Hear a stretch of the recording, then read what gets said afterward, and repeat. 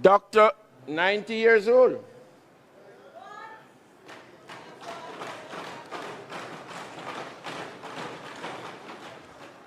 Former Member of Parliament, Dr. Michelle Charles, sister to Minister Charles Jr.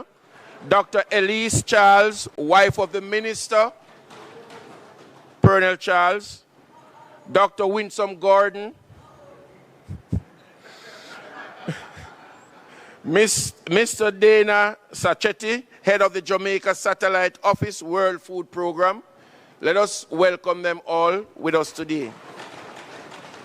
I also want to welcome those of you who are joining us online via the various social media platforms, the PBCJ live stream, as well as all our other guests who are here with us in this gallery. Call of the roll.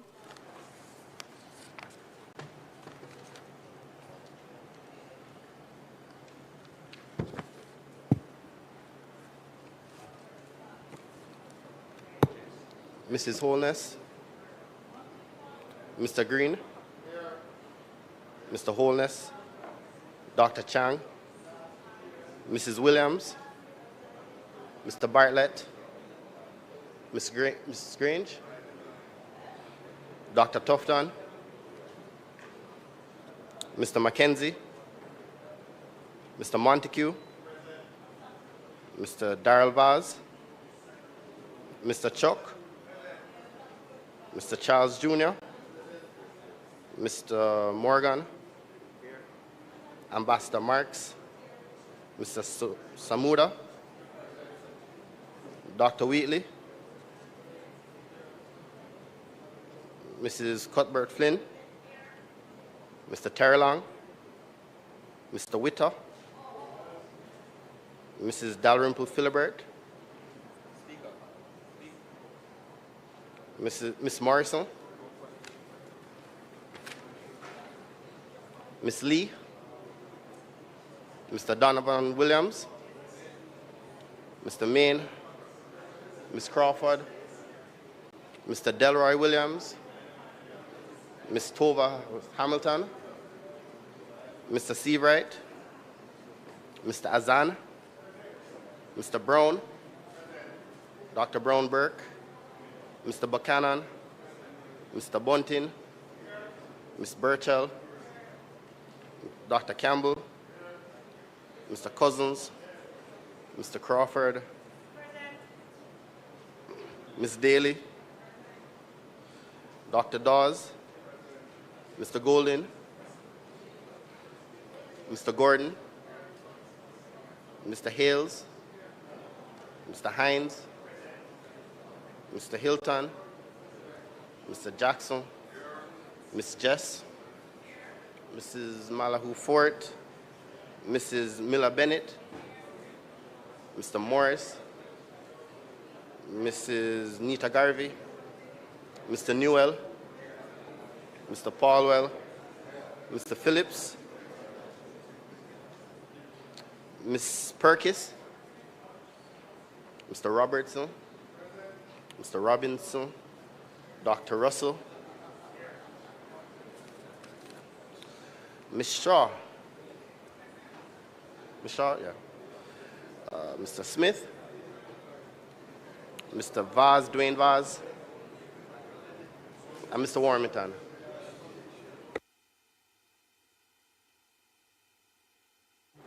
House Leader. Mr. Speaker, as per usual for the sectoral debates, I'm going to move that we suspend the agenda and go straight to public business, and then I'll outline as we go into sectoral debates. The request is on the floor. Those in favor? Aye. Those against, the ayes have it. Mr. Speaker, as you have indicated, today we continue our sectoral debates. We will hear from the Minister of Labour and Social Security, Member of Parliament for Clarendon South Eastern. We'll hear from the Member of Parliament for Clarendon Northern and the Member of Parliament for St. Catherine South Eastern. Allow me to also add my voice of welcome to Dr. Gilmore, Very, very happy to have her in the chambers with us today. It's really great to see her. And of course, always a pleasure to see Pernell Charles Sr. And he is looking quite well in the house today. All the other special invited guests of the minister. So without further ado, could we turn over to the Minister of Labour and Social Security, the member from Clarendon, Southeastern. Minister, remember you're on strict time, and so would have done introduction for you. So use your time wisely.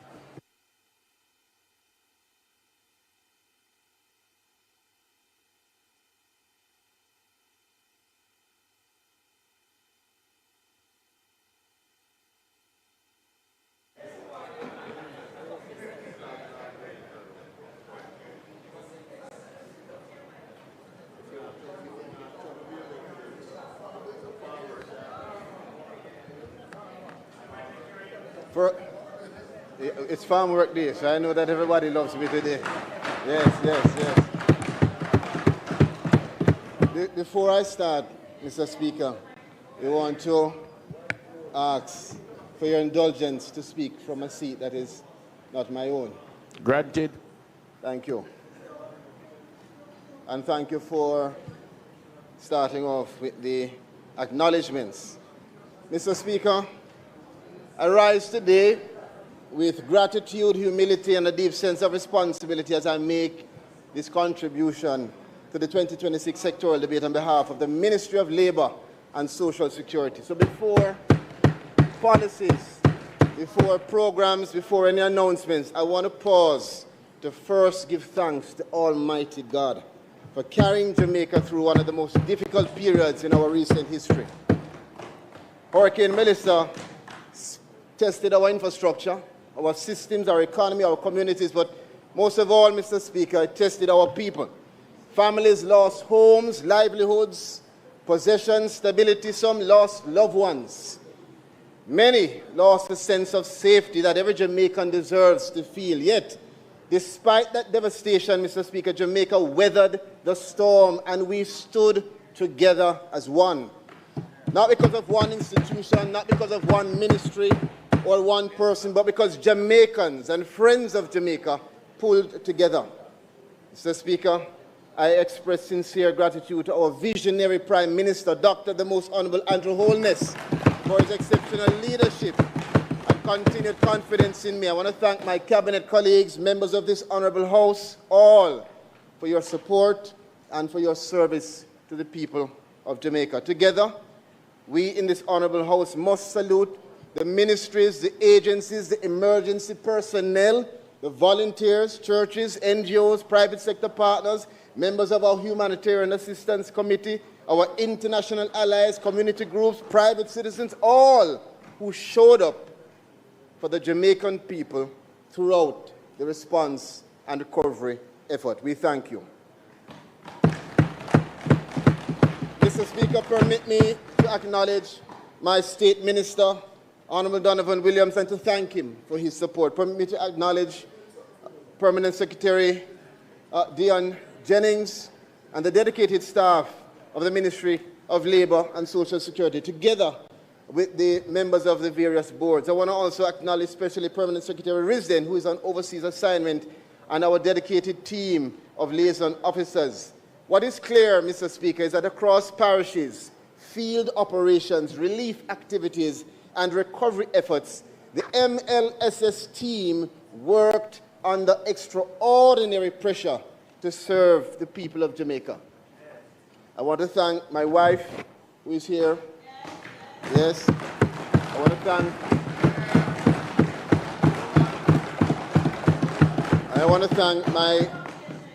thank my many children.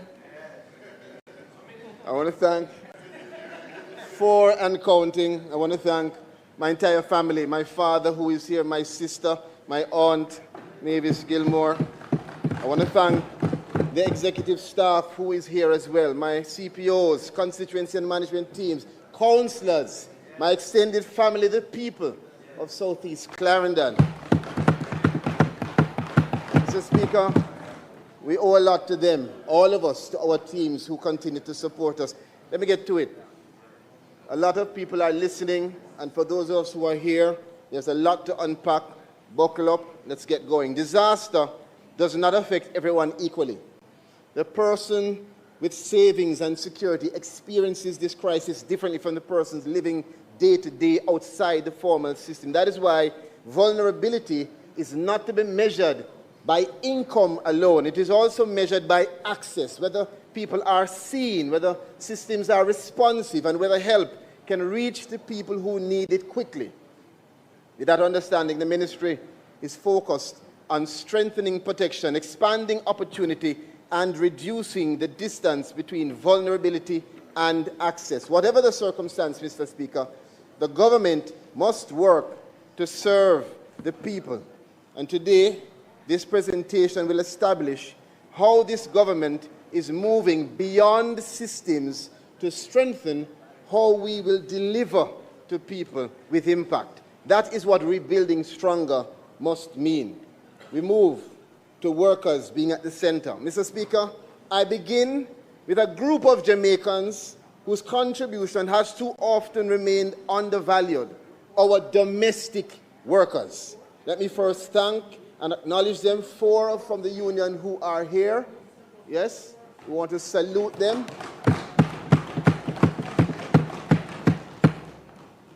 They care for our children, they support our elderly, they maintain our homes and help to sustain the wider economy. Yet, for far too long, many have remained outside formal recognition and protection. And so, I'm pleased to start by announcing that the ministry has signed a landmark memorandum of understanding with the Jamaica Household Workers Union to support collaboration in training, occupational safety, and health awareness, and public education.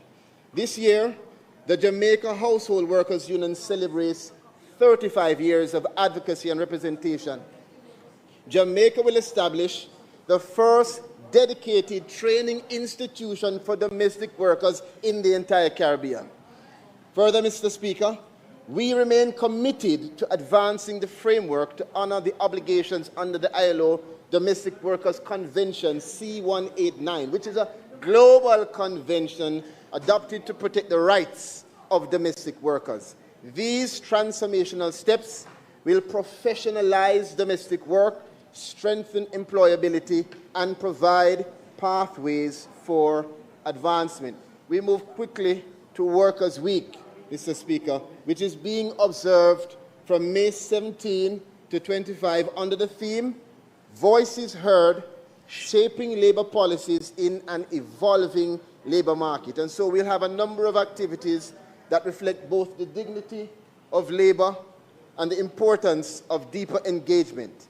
Key highlights for this week will include the Industrial Dispute Tribunal Symposium, recognition of Dr. Mavis Gilmore on Centenarian's Day, the staging of the Labor Talks Roadshow under the theme, Rebuilding a Resilient and Productive Jamaica, the 5th staging of the From Reflections, where we commemorate the 1938 Labor Uprising. Also, Mr. Speaker and colleagues, the ministry's North Street building will be named in the honor of former Prime Minister, the Most Honorable Portia Simpson Miller, and our National Heroes Circle building, yes, will be named in the honor of the Honorable Lyndon Newland, who is the founder of the National Insurance Scheme and also a former Minister of Labor and National Insurance. All of this will culminate with the Labor Day activities island-wide. Moving on to Section 3 on path transformation. Again, you have to move speedily. There's a lot to get through.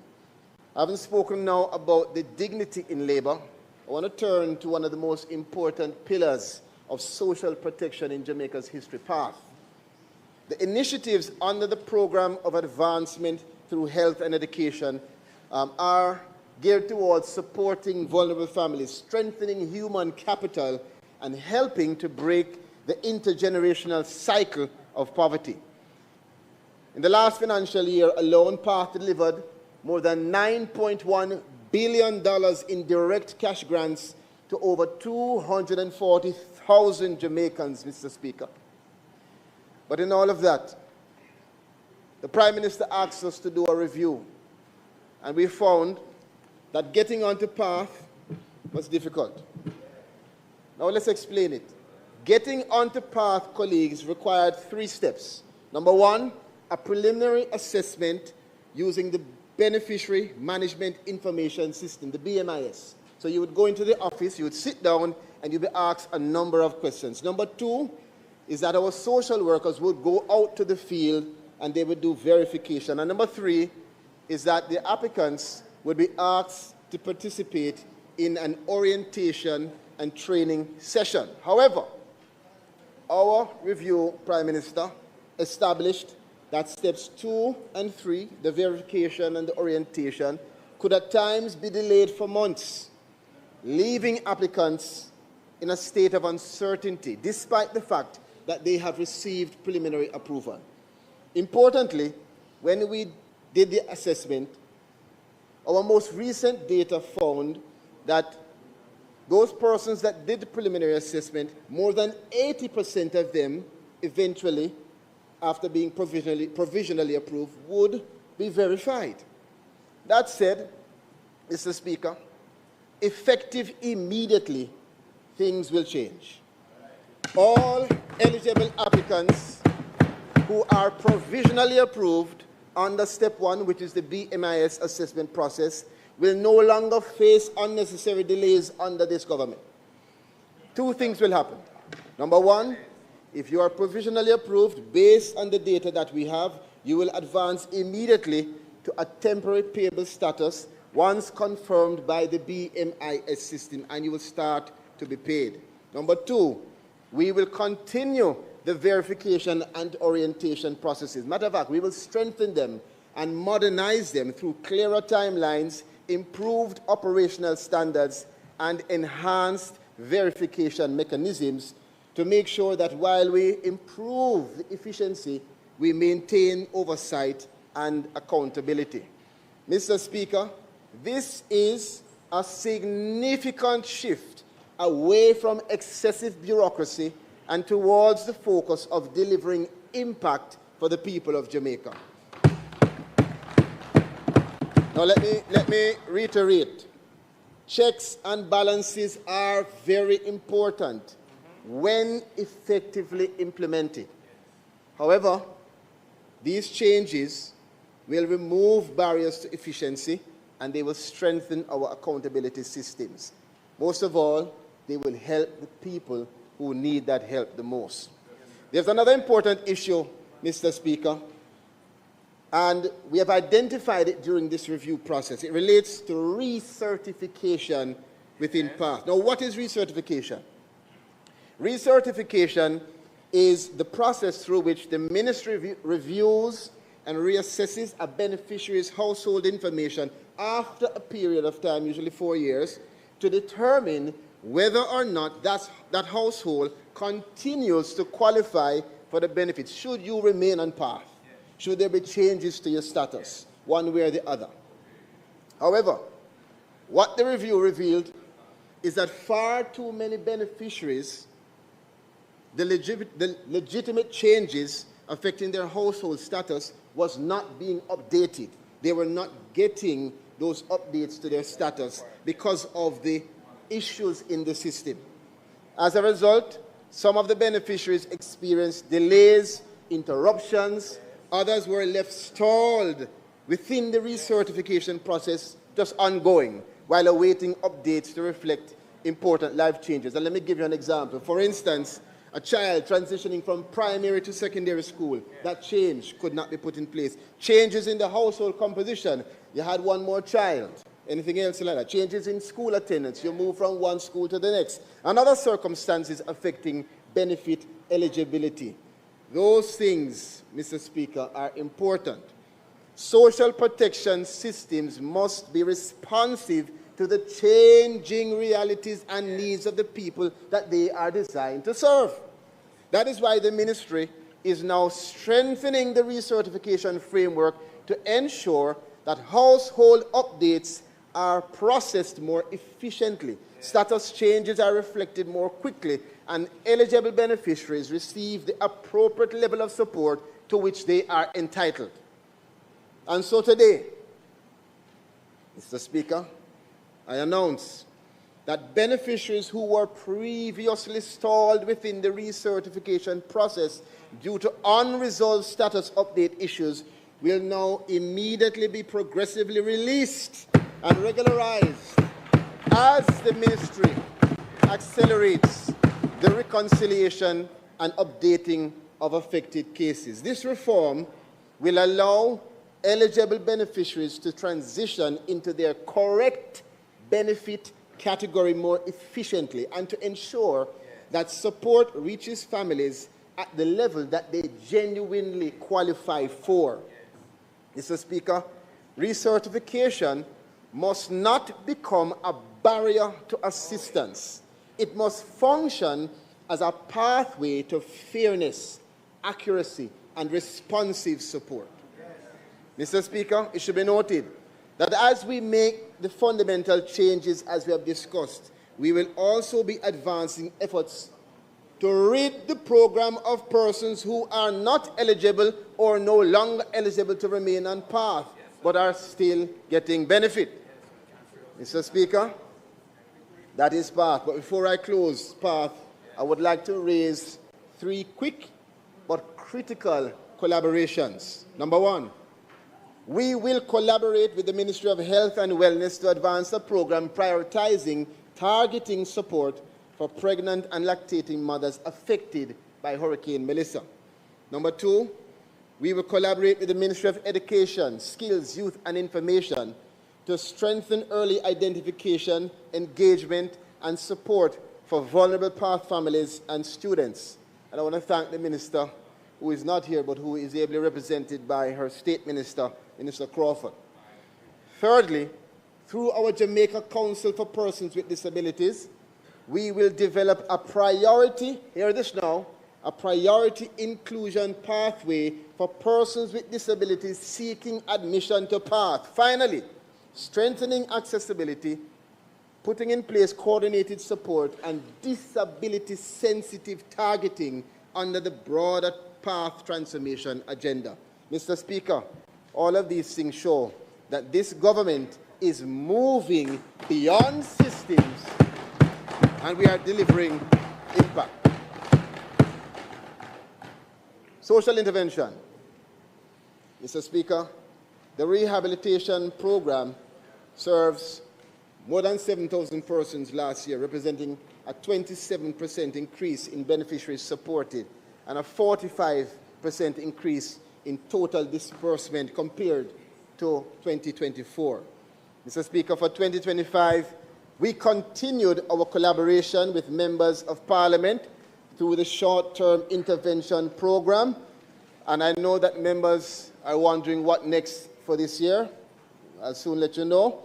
We provided support to over 12,000 vulnerable persons, and we know that you should be pleased, members, to receive today your letters notifying you of your short-term allocations for this year. Yes.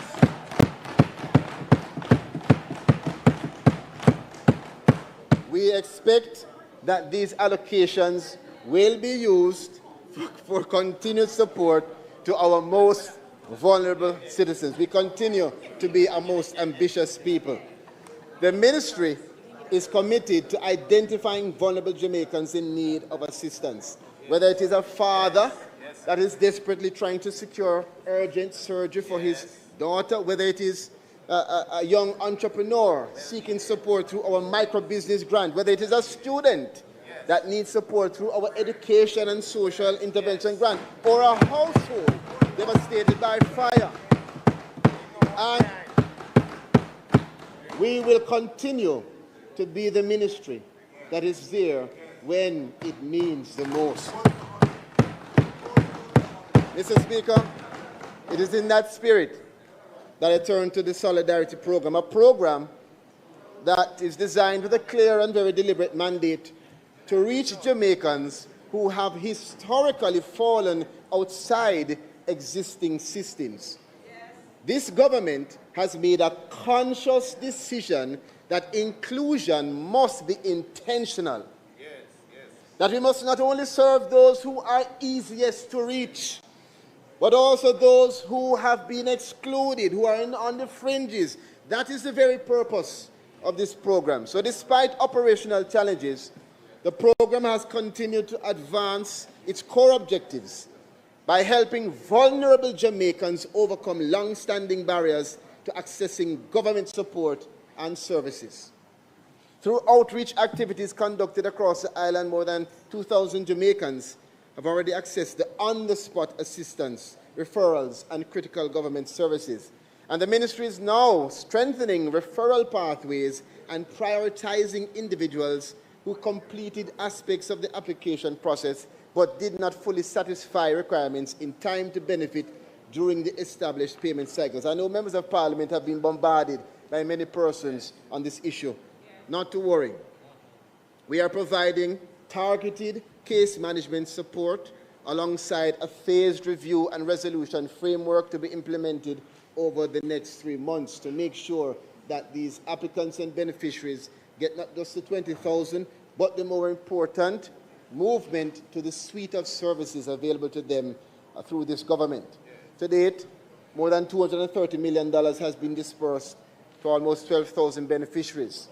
And for the persons who were approved for payment, but who were unable to collect during the initial payment cycle, and it's important to you, I want to advise that the collection period has been extended to the end of June. So we have the time to go through approved channels, and we'll continue this work.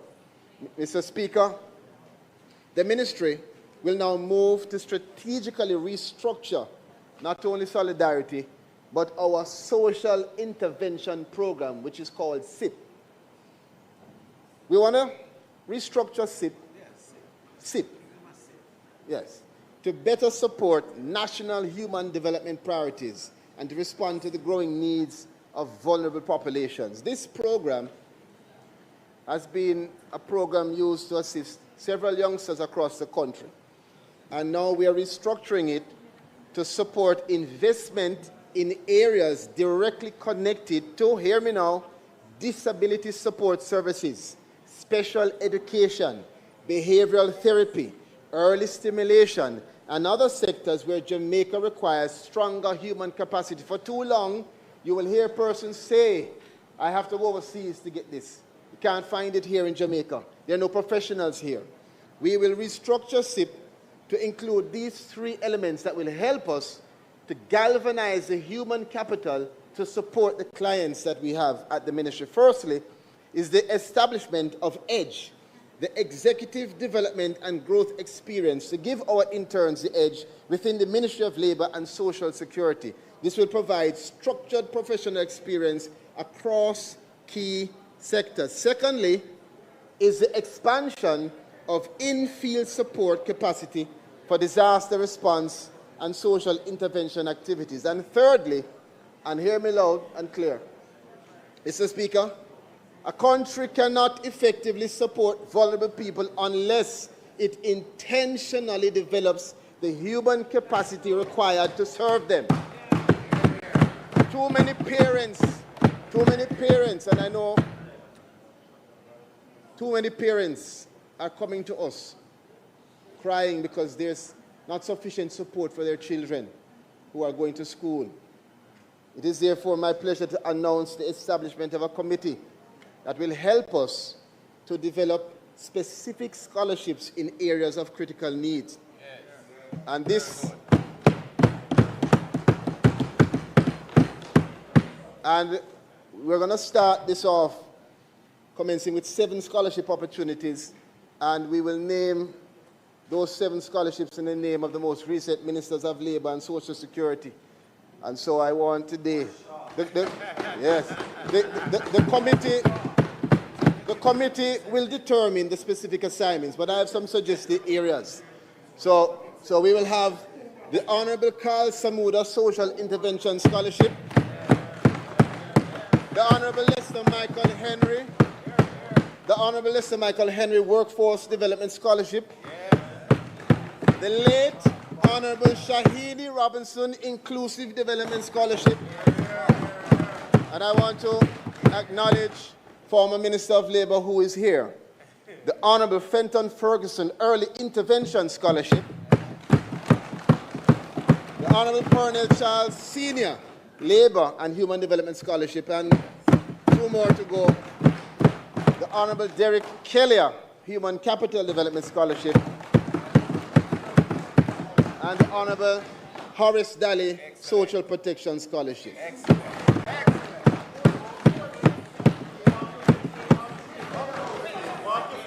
These scholarships will support studies in special education, disability services, behavioral therapy, early stimulation, social intervention, occupational safety, and all of the related fields to build the capacity for us once and for all to give the proper support and service to the people of Jamaica. Now, Mr. Speaker, this is how we connect legacy to opportunity. This is how we honor service by investing in development. And this is how we build the next generation of professionals who will strengthen Jamaica's capacity to support and protect its most vulnerable citizens. Mr. Speaker, as we speak about investment in people, dignity and inclusion across every stage of life is also important. That we recognize those who have made a contribution to nation building and who now represent the wisdom, resilience, and legacy of generations past. And I want to thank the ministers for agreeing to have their name used in these scholarships. Moving on, Mr. Speaker, senior citizens now comprise approximately 14% of the Jamaican population, and it continues to grow. This year, we recognize Honorable Mavis Gilmore, former Minister of Social Security and Consumer Affairs, on the occasion of her 100th birthday. Yes. And I want to announce, Mr. Speaker, that in her honor, we will establish the Honorable Mavis Gilmore Centenarian honor to recognize the oldest Jamaican every year going forward.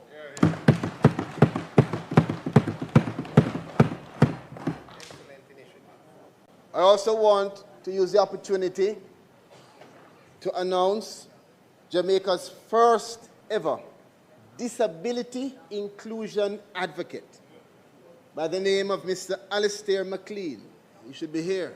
Yes. He should be here. Where is he? Does he stand for? Yes, there he is. Mr. McLean is a respected youth advocate and public voice for disability rights, widely recognized for using his lived experience to challenge stigma, promote accessibility, and advance equal opportunity, consistently demonstrating that disability is not inability. He will support me and the ministry in advancing awareness, strengthening stakeholder engagement, and promoting policies that protect rights and expand opportunity for all. I want to be clear that this appointment represents a deliberate and meaningful step toward reducing barriers, promoting dignity, and improving the welfare and livelihood of persons with disabilities across our nation. Mr. Speaker, you will recall last year we launched the I Am Able, My JCPD Digital Services Platform.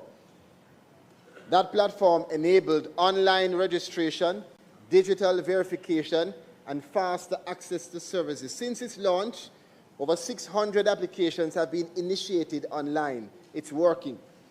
Building on this progress, we recognize that too many talented Jamaicans with disabilities remain economically invisible, not due to lack of ability, but due to lack of access. In response, we are pleased to introduce the Digital Marketplace for Persons with Disabilities, a bold initiative integrated into the I Am Able, My JCPD Digital Services application. And this platform will allow for disability-owned enterprises to connect with both local and global markets. Mr. Speaker, this is more than just commerce. It is a pathway to economic independence and digital inclusion all at one time. We have also deepened strategic partnership. A joint declaration of intent has been signed with the United Nations Development System, strengthening collaboration in accessibility. Additionally, following Hurricane Melissa, we want to acknowledge UNICEF, who provided support valued at more than $32 million, assisting 1,500 children with disabilities and their families through the I Am Able app, as well as providing relief support. Mr. Speaker, I want to acknowledge Olga Asaiza, who is the outgoing representative of UNICEF, who served us faithfully for more than 3 years, continues to be our sister. She has higher assignment, and we wish her all the best as she is elevated in the Latin America and Caribbean region. Mr. Speaker, we have also reimagined our direct support programs to better meet the needs of our people. So I'm pleased to highlight Accessibility Tools for Transformation grant, a grant which is renewed and expanded in terms of intervention, replacing the traditional assistive aid grant. And so with an allocation of $25.5 million, this program responds to the rising cost of essential assistive devices. Eligible applicants may receive up to 80% now of the cost, with full support provided in exceptional cases. It wasn't happening before, it will happen now under this government. The grant covers, Mr. Speaker, critical items such as hearing aids, glasses, mobility devices, prosthetics, medical supplies, therapeutic services, essential for independence, dignity, and improved quality of life. This support is accessible to all persons with disabilities, ensuring equitable access regardless of age, sex, or gender. Looking ahead to the next fiscal year, the JCPD will focus on strengthening institutional capacity, enhancing service delivery with a strong emphasis on accessibility and digital transformation, as well as advancing rights through policy oversight and enforcement. We have work to do. The key priorities, Mr. Speaker, will include the full implementation of our digital platforms, expansion of rehabilitation services, finalization of codes of practice for education and employment, and continued institutional capacity building. I want to move on to a very important program, Mr. Speaker, the Early Stimulation Program. The Early Stimulation Program stands as a vital pillar of social protection framework, offering a comprehensive array of therapeutic services to young children under the age of 6 who are living with developmental disabilities. Many Jamaicans do not know, but this is an essential program, and at present, we provide early intervention support to more than 3,600 children across the island, working in partnership with private agencies, public early childhood institutions, and faith-based organizations. A very important program. Mr. Speaker, in response to the growing demand for early intervention services, the ministry is launching Access Jamaica. This is a bold expansion of the early stimulation program that will deploy 2 additional mobile therapy units to bring care directly to children with disabilities in deep rural communities. Referrals to the ESP have surged by 33% since 2023, stretching the capacity of our assessment and intervention center. So through the new Access Jamaica initiative, full clinical teams, including behavioral therapists, physiotherapists, early interventionists, and other specialists will be placed on the road, beginning in the parishes of Trelawney, Westmoreland, and St. Mary. The goal is to reduce rural wait times by 40% and to reach an additional 1,000 children in the first year.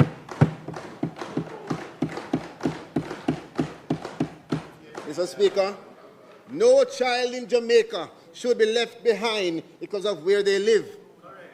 With Access Jamaica, we are delivering hope, help, and high-quality interventions on the road.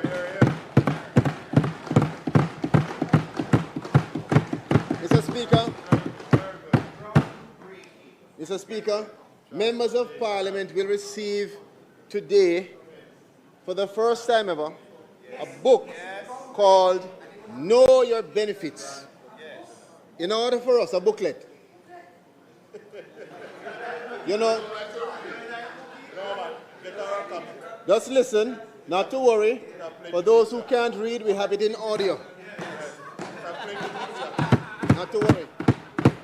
To ensure that Jamaicans can easily access the full range of services we provide, the ministry has now developed a quick reference guide, Know Your Benefits. It is a practical, user-friendly booklet outlining all of our programs and our support systems in one accessible resource.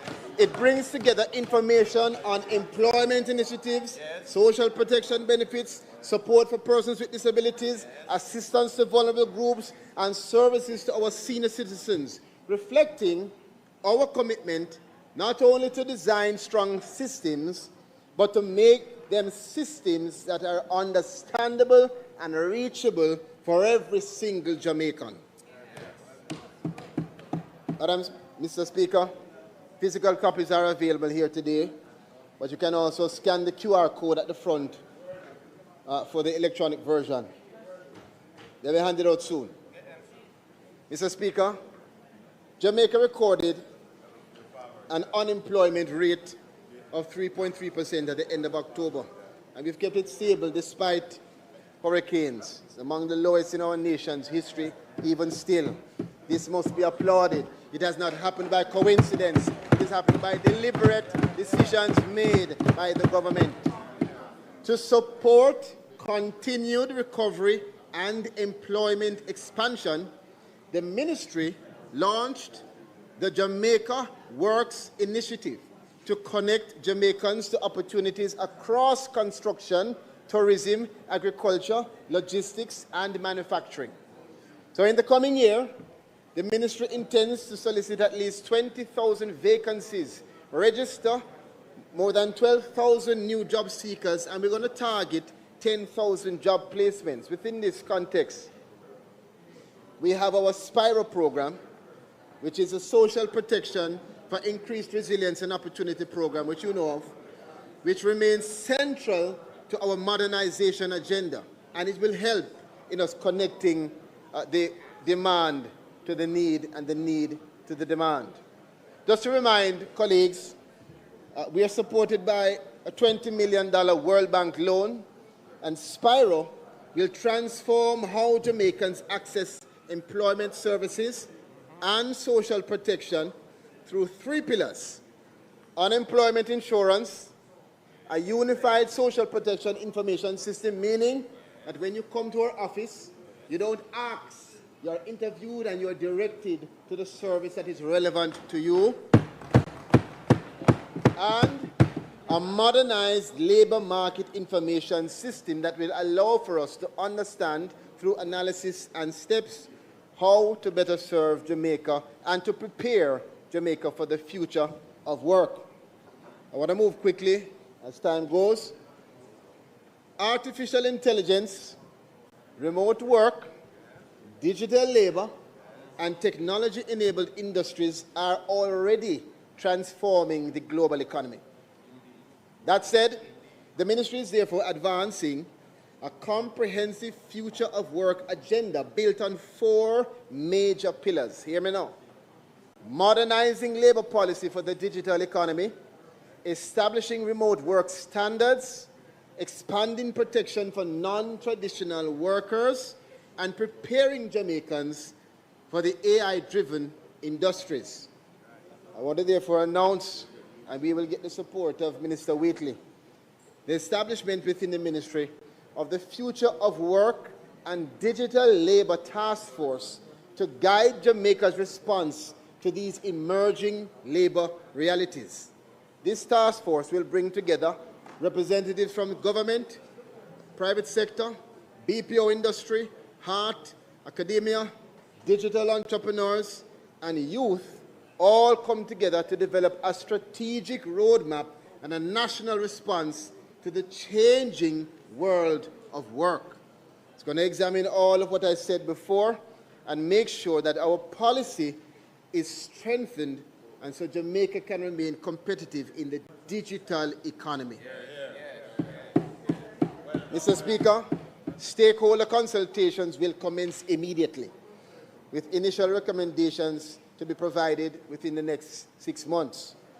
The Ministry will also begin the development of our national remote work guidelines, and a pilot will be done for the structured remote work framework in collaboration with selected public and private sector stakeholders. This framework is important. It will help to establish the parameters and the standards, modern standards, relating to productivity and accountability, worker well-being and mental wellness, something that is not always understood, cybersecurity and digital responsibility, very important, very important. Many of us are suffering from issues where our likeness and image is used online without our permission, fair workplace expectations, and also standards for the platform economy. Many people are making money on TikTok, on Instagram, so we have to protect them even in their homes. Our objective is not to create unnecessary bureaucracy. That's not the objective.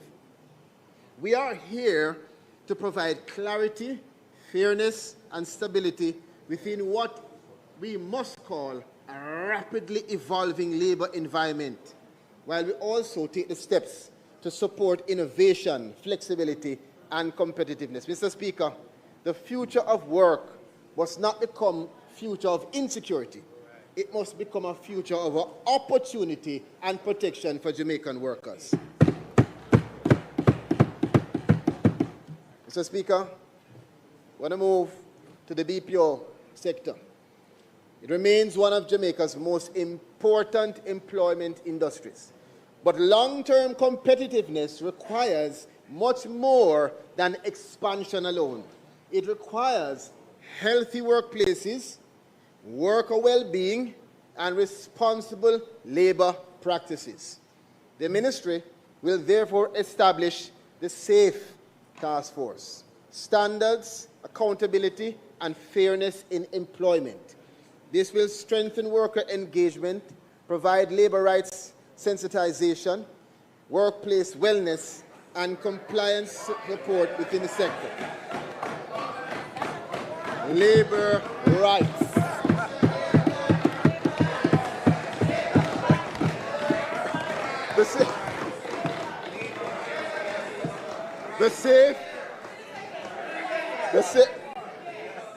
The SAFE Task Force. Labor rights sensitization. The SAFE Task Force, Mr. Speaker, this task force that we're calling SAFE, Standards, Accountability and Fairness in Employment, will support strengthened worker engagement. Mr. Speaker, this is a real issue. So many persons in the BPO industry are calling us. They call you. They have issues. We now want to confront them head on and be proactive. So this task force will strengthen worker engagement. It will provide wellness initiatives, sensitization, and it's not about being punitive.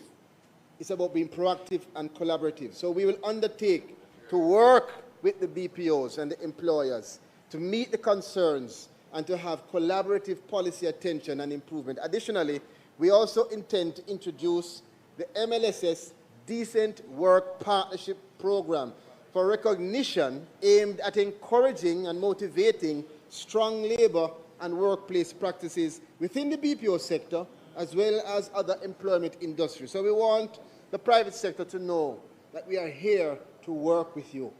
We are here to support you, to help you, so that you can expand. But it is important to make sure that as you expand, the workers are productive, they are safe, and their well-being is priority. Mr. Speaker, worker safety must remain central to national development. And so I move quickly to the Occupational Safety and Health Department. We have conducted more than 1,208 safety inspections and investigated 80 industrial accidents in the last year. Mr. Speaker, these inspections and investigations are not just regulatory exercises, they are life-saving interventions. Let's get that right. Over the past 6 years, Jamaica has seen a clear and encouraging decline in fatal industrial accidents. In 2024, Jamaica recorded no fatal industrial accident. In 2025, we had 2, but we're moving down. Even 1 death is 1 too many. But the trend demonstrates that when employers, workers, and regulators treat safety as a shared responsibility, lives can be saved. Mr. Speaker, as national reconstruction accelerates, as we invest in post-Hurricane Melissa development, safety cannot be treated as an afterthought. It must be built into the way we work, the way we rebuild, and the way we protect the people helping to restore Jamaica. That is why, Mr. Speaker, the Occupational Safety and Health Department will develop a comprehensive risk management toolkit aimed at strengthening workplace safety practices across Jamaica. This toolkit will provide employers, workers, safety professionals, micro, small, and medium-sized enterprises, all with practical resources to help you to identify high-risk workplace hazards, to strengthen safer work practices, and to reduce serious injuries and fatalities. Mr. Speaker, we have also had a very close partnership with the Office of the Parliamentary Counsel, and we have now arrived at a settled draft of the bill.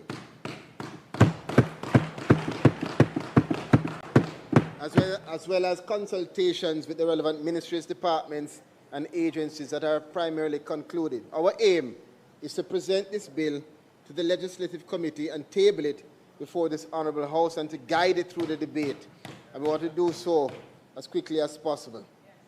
Let me move to unemployment insurance. Mr. Speaker, the government continues to advance one of the most transformative reforms in our social protection history, that is unemployment insurance.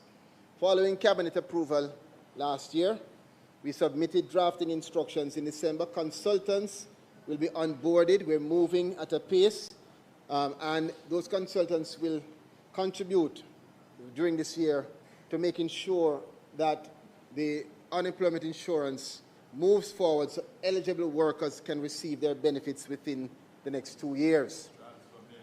We are also finalizing, Mr. Speaker, Jamaica's Decent Work Country program with ILO, and I want to acknowledge the ILO representatives who are here and who are listening. This is being done with the first validation workshop expected this month and official launch later this year.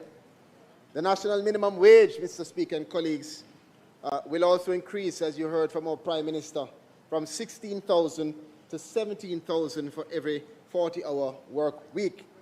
This represents the 6th, let me say it again, number 6 increase since 2016, reflecting this government's commitment to protecting low-income workers and supporting household stability. This year also marks the 50th anniversary of our Labor Relations Code, as well as we're moving together for that code to help, as it has, to really treat with a lot of the disagreements that we've had and to advance social dialogue. We have the Labour Advisory Council that I also want to acknowledge, Mr. Speaker, that have worked together with us to have industrial harmony in our country. I want to make reference quickly to the Employment Agencies Unit. They continue to do their inspections. I want to also make reference to our Work Permit Unit. And we see this as part of our productivity agenda, Mr. Speaker. Work permits are not barriers. We see it as facilitating. We want talent in the country, but we want to protect jobs for Jamaicans as well.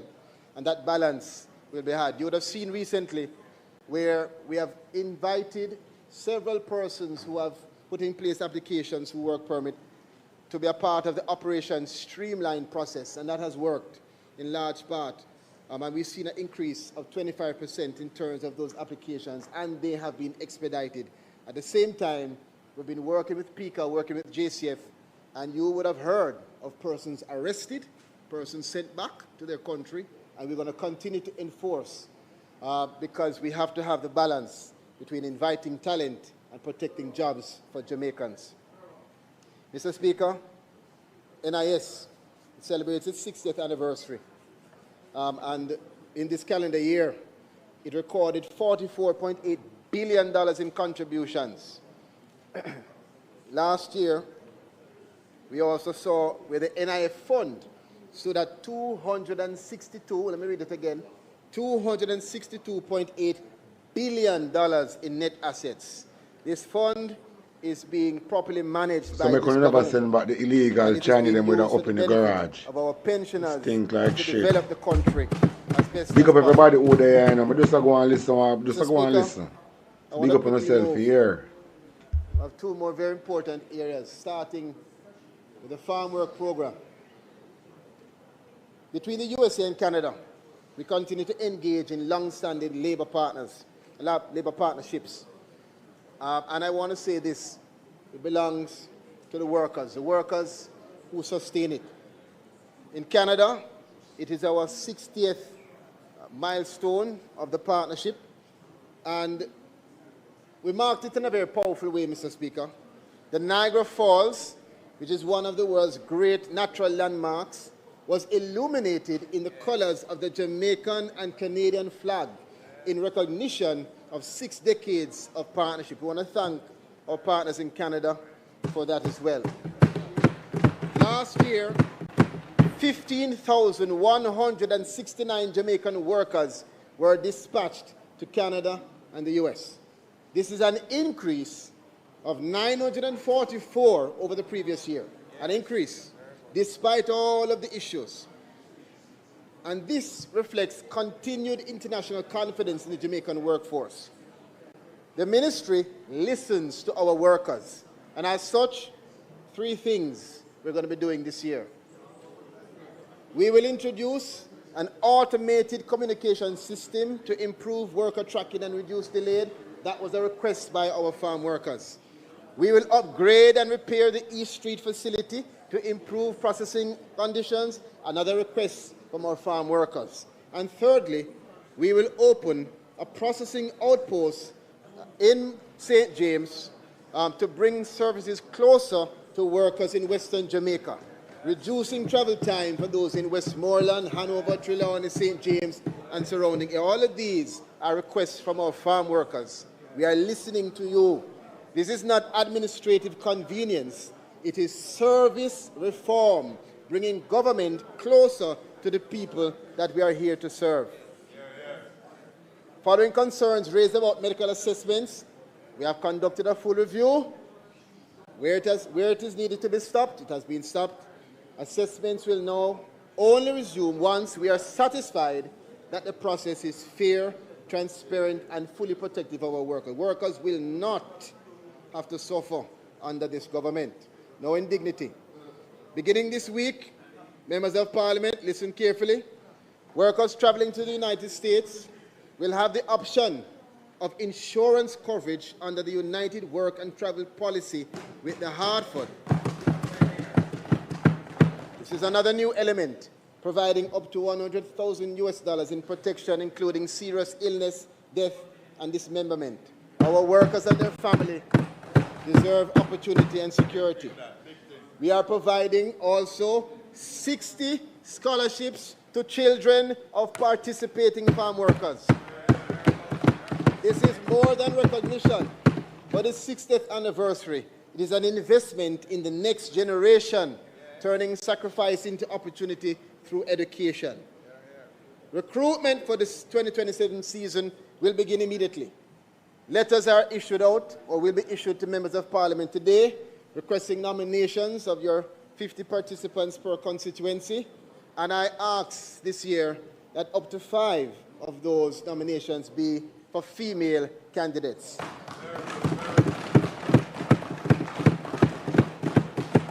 Yes, Risden and the team are working overseas to open up more opportunities for Jamaicans and for our women. And so you will see in your letters that in addition to farmers, we're asking specifically in areas in agriculture for heavy equipment handling, forklift operation, tractor driving, and farm machinery maintenance. We are expanding the opportunities in the overseas employment program. Now, moving quickly ahead, we are also going to this year host the annual review meeting, which is something done all over the globe, Mr. Speaker. But this year Jamaica will host it between Canada and the Caribbean region. And this is something which we see as an honor for the 60th anniversary of our legacy agreement. More will be said on overseas employment when we can go into the details in the post-sectoral tomorrow at our press conference. Let me wind down, Mr. Speaker, with the roofs. I want to now turn to one of the government's most significant recovery interventions, the restoration of owner or occupant family shelter, the roofs program. Mr. Speaker, on behalf of the many persons that have received support, whether it is mattress, food package, light, grant, whatever support you receive, roof, we want to thank the Prime Minister and government for being responsible, for being strategic, for being disciplined. I've heard the narrative being created by some, but I'm sure that the people of Jamaica are thankful that they had a government that could allocate $67 billion swiftly to give you support. And a government that would not whimsically use donations, but rather would strategically have those donations connected to areas of development, such as building the houses for the people who need it the most. Mr. Speaker, more than 115,000 assessments have been done, and I want to take a few seconds to thank every member of the Ministry of Labour and Social Security team, all of the ministries across government, all of our volunteers, churches, the World Food Program, my friend, all of the international community supporters, everyone that has played their part, that has been on the ground, beating the pavement for us to reach to more than 115,000 persons assessed. 43,000 have been verified. More than 80% of that have redeemed their benefit. And now, we have listened. We understand that there have been issues. There have been clogs at the collection points, unresolved beneficiary issues. Some phone numbers are wrong. Tiering can't be validated. All of these things have happened. And we move now to roofs phase 2, where we ask members of Parliament, instead of identifying issues and carrying them onto social media, we want you to identify them. Yes, you. We understand that you are being bombarded, and we want your support to identify them and carry them to us to work together so we can resolve those issues. We are moving further to cabinet approval. From providing building material and cash grant to now direct cash payments. So it will remove all the barriers of moving proximity and going there, direct deposit payments in roofs phase 2. And we understand that there are some persons in phase 1 that are yet to carry through, they too will be eligible for this now direct deposit. I know this will help the people of Jamaica. Number two, we are going to advance a national verification and recovery drive. In this national verification and recovery drive, all members of parliament, all councillors, church leaders, community leaders, everybody come together to help the people who need the help the most. Instead of identifying them, let us help them. So where you have unresolved cases, tier invalidation issues, duplicate submissions, if they come to you and say, I was assessed and I don't get my grant, put that information together, give it to us, and we will work together. And I want to acknowledge many members of parliament on that side and on this side have already started that process. We thank you. Step 3, we're going to advance the roofs access initiative that will prioritize vulnerable households. So where you have persons with disabilities, senior citizens, medically vulnerable, we will work together to identify them and give them the support. Number 4 is a community coordination and outreach support, which means we are coming to you.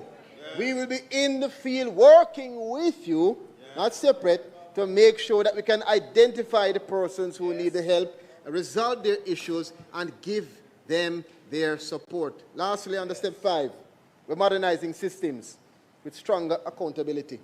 And so we'll be using digital platforms, which you will see, to give them that access. As I close, Jamaica grows stronger when its people are empowered to succeed. Not when systems are built or programs are announced, but when people feel the difference. The domestic worker receiving dignity, the vulnerable family accessing path faster, the young person securing employment, the person with disability accessing opportunity, the family rebuilding after Hurricane Melissa. The ministry, just 2 minutes, Mr. Speaker. The ministry is not simply administering programs. Hear me now. We are transforming how those programs reach the people who need the help the most.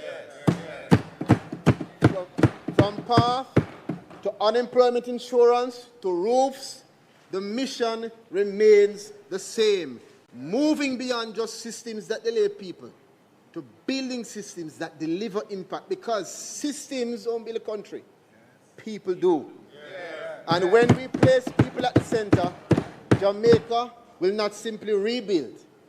Jamaica will rebuild stronger. Thank you, Mr. Speaker.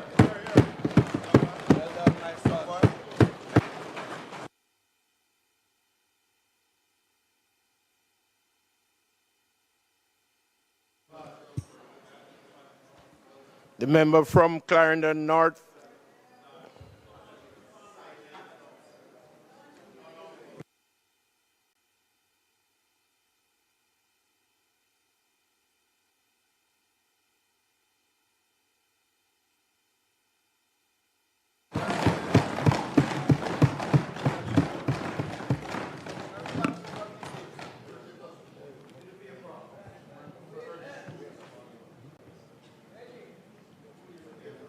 Mr. Speaker, I rise today to make my presentation to this honorable House for the 2026 sectoral debate. I do so on behalf of the resilient, dignified, and proud people of Northern Clarendon. A people who understand struggle, sacrifice, and survival. To my family, my supporters, my formidable team, thank you for grounding me in this journey of public service. I also want to thank my colleagues, and specifically the Leader of the Opposition, for entrusting me with this honor. Mr. Speaker, today is also special to me as I make my presentation during Workers' Week. I want to salute the unyielding workers of Jamaica who have built the bedrock of our democracy, from our private sector workers, our public sector workers, to the informal workforce. I extend my profound gratitude to the men and women who have kept this nation moving forward. I also extend my congratulations to the IDT on their ongoing 50th anniversary celebration. Mr. Speaker, I begin today with what should have been an uncomplicated national celebration. This August, cricket fans will pack the stands at Sabina Park to welcome our brand new local franchise, the Jamaica Kingsmen. The CPL franchise is finally returning to Jamaica after a long, painful absence, which has left our local fans starved of home ground tournament action since 2019. Now, Mr. Speaker, I can already see the members on the opposite side puffing their chests. I see the Minister of Sports, Member Grange, and her PR team preparing for the photo ops and the ribbon cutting. But before they try to take a lap of honor, let us remind this honorable House that it was not by accident that the Jamaican tallow was left our beautiful shores. For years, private sectors have been pleading for meaningful structural support, strategic partnership, and a vision with no avail. The franchise packed up and left Jamaica because this administration refused to create an environment in which professional sports can survive sustainably. The Jamaica Talawars, like so many Jamaicans, were neglected, starved of their own home, and driven away by the governmental indifference. So, to the members opposite, I say this earnestly. You cannot purposely mash up the house, leave the yard empty for years, wait for private investors to rebuild it, and then expect the public to treat you like heroes for standing in the doorway. Nothing goes up. We welcome the franchise, but let us not confuse private sector rescue missions with governmental support. We are glad that the Kingsmen are awake because the government has been fast asleep. Mr. Speaker, before we talk about economy of play, we must talk about the reality of work. Sport is work, and athletes are workers. Under this administration, the entire labor landscape is fractured. Mr. Speaker, the Minister of Labour spoke immediately before me in this debate, and while I listened closely to his presentation, I found it highly unfortunate that his carefully crafted talking points did not address the harsh systemic realities on the ground that his ministry continues to overlook. My colleague, Member Angela Brownberg, spoke eloquently and extensively during her contribution the broader macroeconomic challenges facing Jamaican workers. However, as Shadow Minister, I must narrow our focus to the immediate dangerous policy gaps, leaving our workforce exposed. Let us consider the occupational hazard that the Minister spoke about earlier, and I heard the promise. This vital piece of legislation has been dragged through the corridors of bureaucracy by this administration for 3 consecutive terms. Generation after generation of Jamaican workers have gone to their graves waiting for modern-day safety laws, while the government continues to delay our citizens, especially those in the rapidly expanding construction sector, are stepping onto job sites without adequate, modernized legislative protection, risking their lives in workplaces that mainly dangerously under-regulated. This is not administrative delay, this is policy negligence. 3 terms of soon-come policy is an active failure of the government toward the Jamaican working class. We are therefore calling for the passage of OSHA in this legislative year. Furthermore, Mr. Speaker, let us consider the plight of our private security guards. 4 years ago, this government removed the legal distinction that separated the security guards' minimum wage from the regular national minimum wage.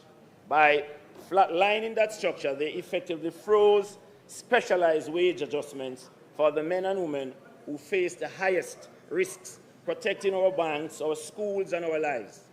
Yet, this specialized hazard pay has been entirely eliminated. I now turn to another deeply concerning trend, the expansion of the unregulated work program arrangements for our career workers.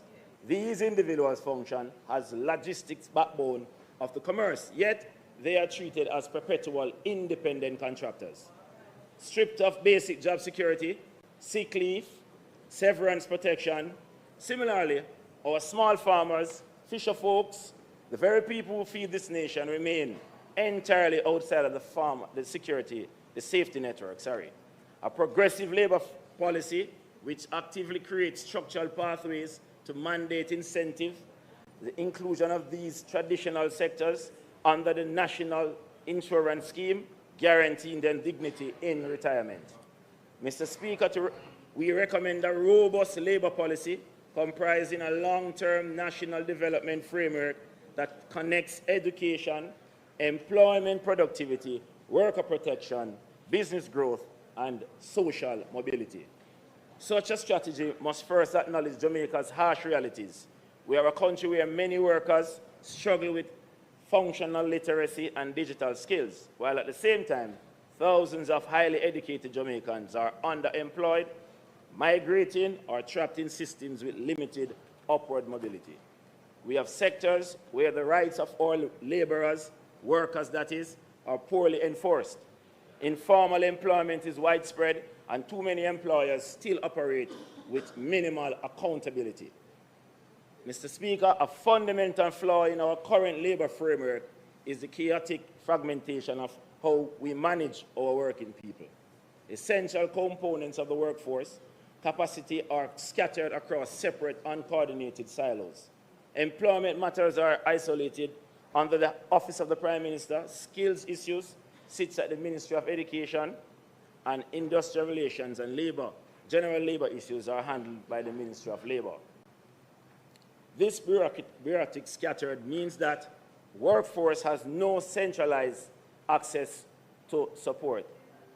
If an individual needs upskilling, registration, or dispute resolution, they are forced to negotiate an uncoordinated maze of separate state agencies. I propose that we consolidate these fragments into a single cohesive bucket under the Ministry of Labor and Workforce Development. All workforce, training, legal protections, and certification programs belong under one administrative roof, ensuring every working person has unhinged structural access to economic advancement. This strategy requires implementation of key localized measures, including, but not limited to, many of our adult upskilling digital literacy certification programs more accessible, especially to those living in rural Jamaica. Mr. Speaker, how do we expect a young man or a woman in northern Clarendon, in areas like Anian Town, Kellits, Gale Town, Crooked River, or Brayhead, to advance in a global workforce when adult upskilling tools remain completely out of physical and digital reach? We must establish targeted rural literacy skill building centers to lift up our people out of structural stagnation. Enforcing workers' rights, workplace protection, one of Jamaica's biggest labor failures, is not merely weak laws, but weak enforcement. Workers' rights without enforcement are meaningless. We must therefore strengthen enforcement capacity to reduce incidents of work abuse and exploitation, such as unpaid overtime, lack of contracts, denial of leave, and the dismissal without due process. Reforming the security industry. The security industry is one of the clearest examples of structural labor exploitation. Thousands of security guards, excessive hours under dangerous conditions, while earning wages that often do not reflect the risk of responsibility and the job. We also should enforce employee classifications for security guards, including mandating pension and insurance coverage, and providing minimum training and certification standards. Security guards are essential workers and should not exist permanently in economic insecurity. Wage and productivity reform. Jamaica's economy has historically depended on how low wages in many sectors. Low wages do not create sustainable development. A modern labor strategy would connect wages to productivity and national growth. Labor market, data, and planning. Too often, we train workers without coordinated national planning. A coherent strategy requires leveraging real-time labor market data to forecast future industry needs and coordinate between universities and employers. Government policy must stop reaching unthinkingly and start planning strategically. Mr. Speaker, when labor policies fail and sport development stalls, you create a national disaster. The great Jamaican brain drain. Let us look at the empirical data. The recent UND migration poll reveals an absolute, though not surprising, horror show for our future. 71% of Jamaican youth plan to migrate within the next 3 years. Nearly 3/4 of our young people are actively planning their exit strategy. And if you want to see exactly how this toxic reality plays out in the sporting world, look no further than the shocking ruling handed down just last month on April 16 by the World Athletics. Mr. Speaker, 4 of Jamaica's absolute finest elite field event superstars, our reigning 2024 Olympic men's discus champion Roger Stoner, our Olympic shot put bronze medalist Rajindra Campbell, our World Championship long jump silver medalist Wayne Pinnock, and our triple jump junior world record holder Jaden Hibbert all completed documentation to switch their national allegiance to Turkey. Not because they lack patriotism, but because like so many Jamaicans, they no longer see mobility, growth, or stability within the current system. Today I ask this House, why should an Olympic gold medalist need to look elsewhere to secure his or her financial future? This is because our local system is underfunding their potential. These athletes are watching other countries invest strategically in athletes' welfare, training infrastructure, rehabilitation science, sponsorship structures, and professional development pathways, while Jamaica continues functioning on symbolism, patriotism, and outdated systems.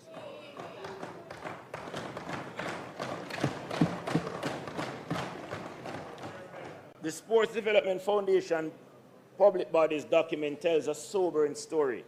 While administrative expenditures and executive salaries are climbing, funding for athletes' welfare decreased this year.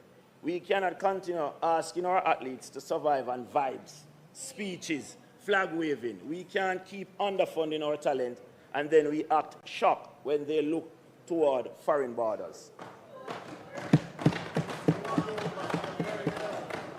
I now turn to the physical state of our sport infrastructure. On February 27, 2025, the Minister of Sports confidently assured the nation that the resurfacing of the running track at the National Stadium was fully on track to be completed on time. However, during the PAAC hearing, the Permanent Secretary with responsibility for sports admitted that the contractors received payment before certification was secured, leaving the track entirely uncertified by World Athletics. Yes. A specialized international measuring lab visited Jamaica in April to see if the track can be certified. We are now in May, and the ministry is sitting on a report from that investigation. Why is this important? Because next month, in June, we are hosting our national trials to select teams for the Commonwealth Games and the World Under-20 Championships. If one of our athletes, sprinters, or youngsters shatters a world record, that once-in-a-lifetime achievement will be completely erased from history due to administrative incompetence. World Athletics will refuse to ratify it because the track lacks international certification. The administration is actively playing Russian roulette with the life-changing career moments of our youth.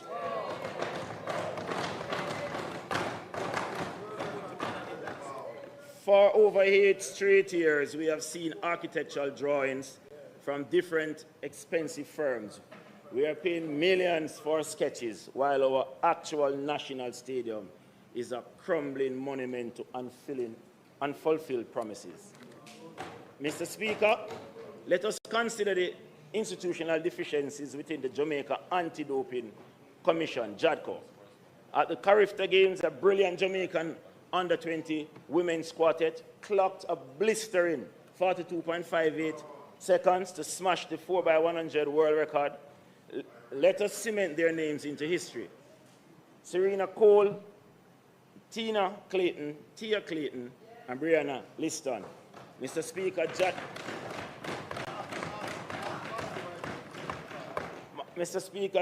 JADCO committed a grave administrative oversight when they failed to test all 4 runners on the night of the race. Because of that gross procedural error, World Athletics invalidated that historic 42.5-year world record.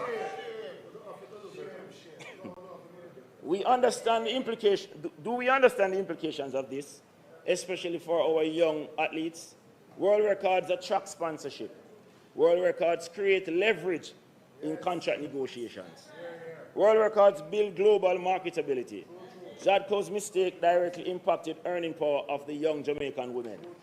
Yes, the team later returned to the World Under-20 Championships in Colombia and broke the world record again with a ratified 42.59 this time. But unfortunately, Brianna Liston was not a part of that final quartet because JADCO's failure, she permanently lost the opportunity to share that specific world record legacy. No administrative apology can restore that moment. Mr. Speaker, JADCO must pivot its operational model. Instead of allocating the lion's share of public funds towards holding centralized high-cost symposium in hotel conference rooms, which grassroots coaches and rural sporting associations simply cannot afford to attend, JADCO must decentralize. They must take their anti-doping education workshops out of the luxury hotels and bring them directly to our community clubs and primary schools where the talent is born. Madam Speaker, let us expose the numbers directly from the audited books. If you look at the screen, the Sports Development Foundation's own financial statement tells an alarming trend in governance priorities. In 2024, the cost stood at 150 million. By 2025, that figure climbed to 166 million. And the projected administrative spend for 2026 has ballooned to a staggering 239 million. While bureaucracy costs are rising exponentially, capital development projects are being systematically choked. Funding for projects has been drastically cut, slashed from a high of 267 million in 2025 down to 152 million in 2026. The money gone in up here.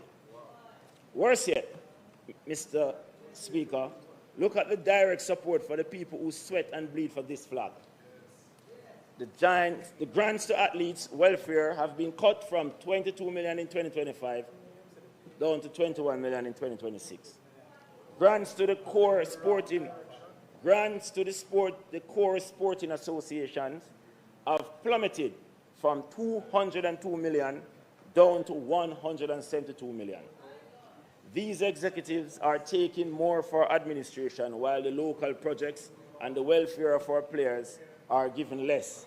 This has plunged our agency from a $132 million surplus in 2024 in a continuous structural deficit to date. Deficit. Madam Speaker, Mr. Speaker, I now want to turn to the financial commitments made by this administration. On September 23, 2023, Member Grange released a major media statement announcing a landmark 100 million investment for youth cricket development. The government reinforced this on March 12, 2024, when then Finance Minister Nigel Clark announced in his budget presentation that 40 million would be allocated in that fiscal year to kickstart the 3-year program. Well, Mr. Speaker, I hold the official document in my hand.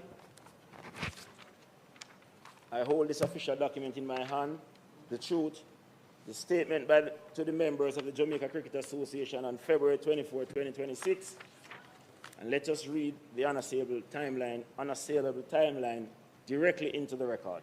To date, out of the magnificent 100 million promise, the JCA has received $7 million. $7 million. $7 million.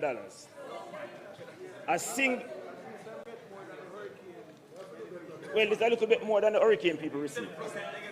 But a single payment disbursed way back on February 18, 2025, that is less than 8% of the promised development fund.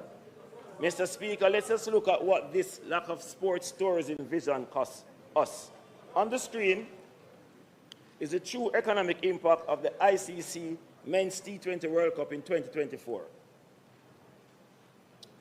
Our regional neighbors submitted their bids, built their infrastructures, and reaped massive economic returns. Barbados generated $426 million US dollars. St. Vincent and the Grenadines brought in $225 million. St. Lucia brought in $133 million US dollars, we're talking. Antigua brought in $114 million US dollars. Guyana secured $77 million. And Trinidad and Tobago saw an economic impact of $69 million. And what did Jamaica make from this multi-million-dollar regional windfall? Zero. Zip. Because this government completely failed to submit a bid to host the World Cup matches. When they were pressured and criticized for this massive failure, they used the 100 million cricket fund announcement as a political shield. To quiet the public anger. Or a con, possibly. They failed our sports industry. They failed our sports tourism sector by not bidding for the World Cup. They promised 100 million in lieu of that failure, and today they have delivered less than 8% of that promise. A promise made must become a promise kept. And what are the real world consequences of this underfunding? While press conferences are plentiful, grassroots cricket continues to deteriorate. Look at our schools. Primary school cricket remains severely neglected by this government. In sport does community-based football and mainstream sports. But in sport, close your mouth. But in sport does absolutely zero grassroots development for cricket. Community programs remain inconsistent. Mr. Speaker, how do you expect the Jamaica Cricket Association to unearth and polish the next generation of cricketers, mastering in rural communities like Crofts Hill, Otterseat, Guava Ground, Bagole, Desire, Johnsall, or even Morgan Spas, when the grassroots pipeline has been systematically starved? We are systematically eroding the foundational sport of the Caribbean out of the school's curriculum, leaving our local fields completely abandoned. The pipeline that once produced generations of West Indian excellence continues to weaken. Mr. Speaker, now is the time for the structural reform, not slogans, not press conferences, not photo ops, real, meaningful reform. Mr. Speaker, if you want to understand how broken our system is, let us look at our historic Sunshine Girls. On May 10, 2026, Netball Jamaica leadership put out a desperate public plea. Our netballers won a historic silver medal at the last Commonwealth Games. They are preparing for the upcoming global stage. Yet today, they are in an absolute crisis because they cannot afford a strength and conditioning coach due to severe financial constraints. Our international medalists are begging corporate Jamaica to chip in, to fund a fitness trainer. It is an absolute embarrassment that a country with our brand equity forces our elite sportswomen to beg just to prepare for international representation. We must move past the short-sighted model and capture the real economic sports. The economic data reveal a staggering global reality. The global sports industry is valued at $2.3 trillion US dollars today, is on track to hit 3.7 trillion by 2032 and will reach an unimaginable 8.8 trillion by 2050. Look at our competitive positioning. For 20 years, the UAE have completely dominated global cricket preseason training camps.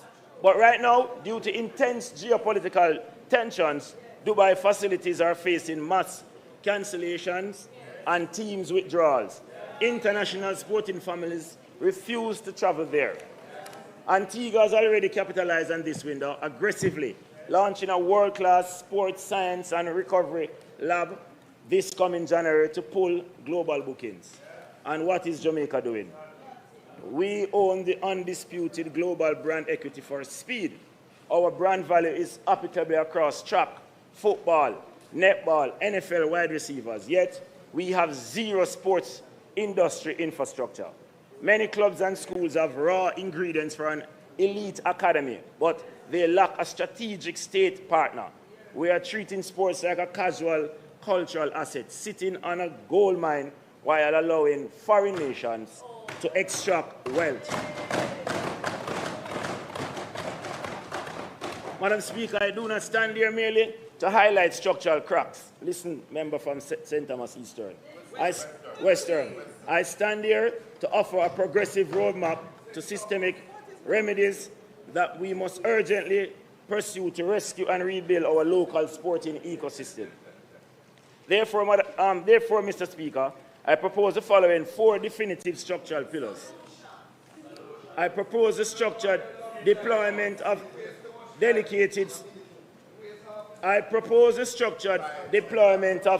dedicated constituency sports officers, where one officer is assigned to manage 2 adjacent constituencies. We cannot effectively guide community intervention from an isolated office in Kingston.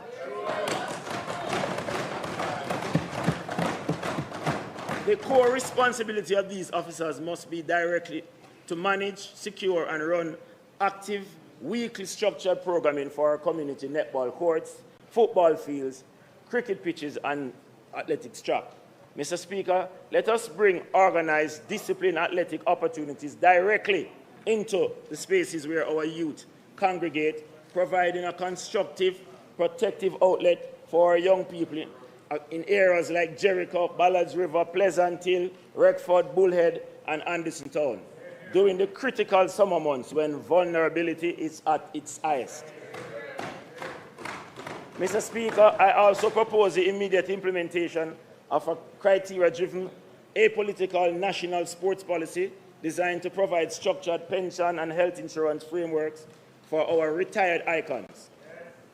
We must also end the reactive ad hoc approach to honoring our greats.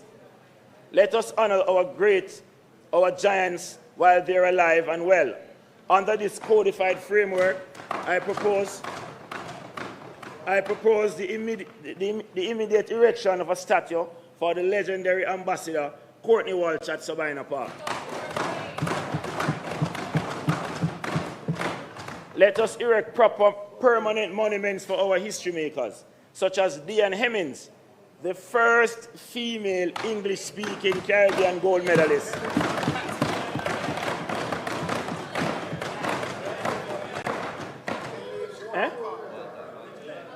Juliet, the speaker is absent. Renowned boxer Mike McCallum. Yes, the body snatcher. Footballers Walter Blackerboy Pearl. And of course, our footballing queen, Khadija Bonishaw. Oh, and I want to pause to congratulate her on being the MVP for the Super League in England and winning the Golden Boots. Big up Bonishaw. Yeah. And one of the world's best wicketkeepers, Jeffrey Dujan, who have not yet been recognized.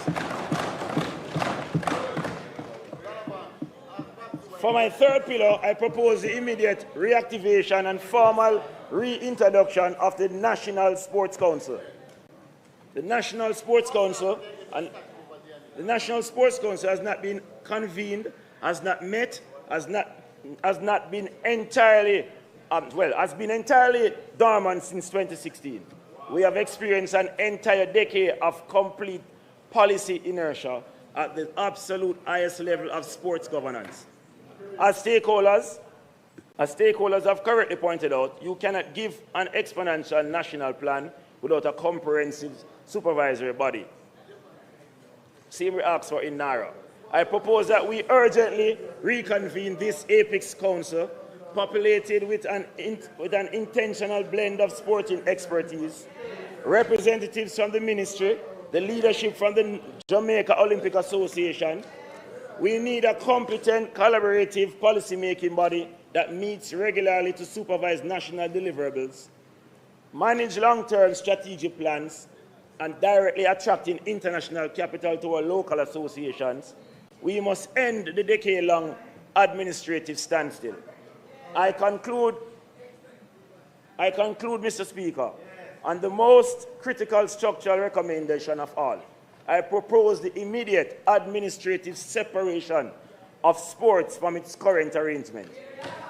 Data from a World Economic Forum analysis reveal that global sports economy is projected to reach 3.7 trillion by 2030 and skyrocket to 8.8 trillion in 2015, driven heavily by sectors like sports tourism, academies, and connected technology. You cannot effectively capture a share of this multi-trillion-dollar market when the portfolio is suffocated inside a mega ministry alongside gender, culture, and entertainment. We need a hyper-focused, singular ministerial mandate backed by an independent budget. We need a standalone ministry that is structurally equipped to build private-public sports academies, secure our international track certifications, defend our athletics labor force, negotiate global pre-season training contracts, and aggressively position Jamaica as the undisputed sporting and sports tourism hub of the Caribbean. Because sport is no longer simply recreation, sport is an industry. Sport is exports. Sport is tourism. Sport is a foreign exchange. Sport is economic growth. And if we continue managing it with outdated thinking, other countries will continue to monetize Jamaican excellence better than Jamaica itself. Previous administrations led by the PNP always understood some fundamental. Previous administration led by the PNP always understood this fundamentals, something fundamental. Sport is not merely recreation, sport is social mobility. Sport is nation building, and sport is economic transformation. The People's National Party invested heavily in sports because it recognized extraordinary power of athletes to change the trajectory from ordinary Jamaican lives, particularly for young people coming from struggling communities with limited opportunities. I stand here in this honorable house today as a living proof of that vision.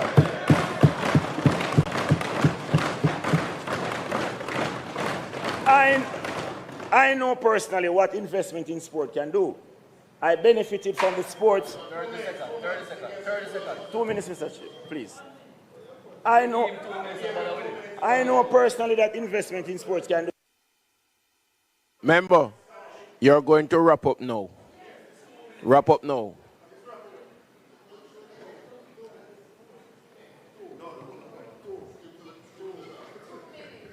I benefited from sports scholarship opportunities provided by the late, great Michael Manley that allowed me to pursue my education while simultaneously developing my cricketing abilities. Those opportunities did not merely produce an athlete, they produced stability, discipline, exposure, and hope. That is transformational power of sports, Mr. Speaker. For many young Jamaicans, a football field, a cricket pitch, a netball court, or an athletic track is not simply a place to play. It is often the first doorway out of poverty, out of violence, out of hopelessness, and into purpose. That is why sports policy can be treated as ceremonial politics or seasonal public relations. It must be treated as a serious national development policy. Mr. Speaker, the time for excuses has expired. The time for structural illusions and broken promises is over. The time for structural transformation is now. The business of play is serious economic business, and it is time we lead in with power. Mr. Speaker, I thank you, but of most import, I thank the great people of Clarendon, Northern.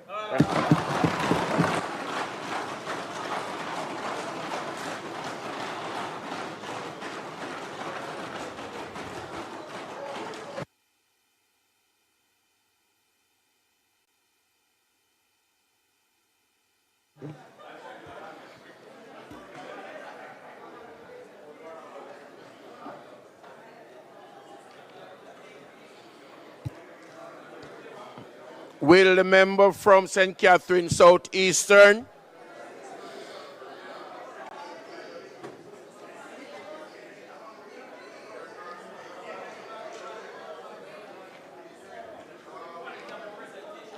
Member from St. Catherine Southeastern?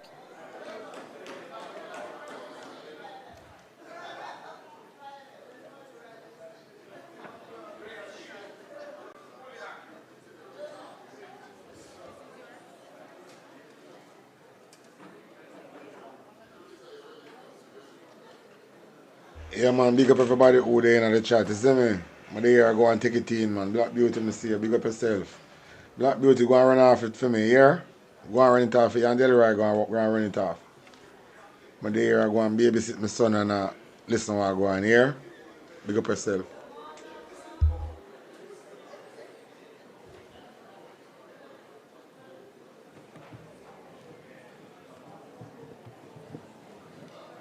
Permission to speak from a seat that's other than my own. Granted. Thank you.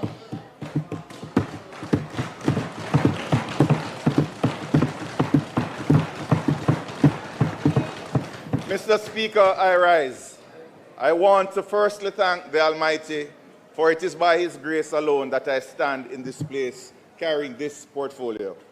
To my family, who surrendered dinners, evenings, and weekends to a life they never chose, I thank you. Yes.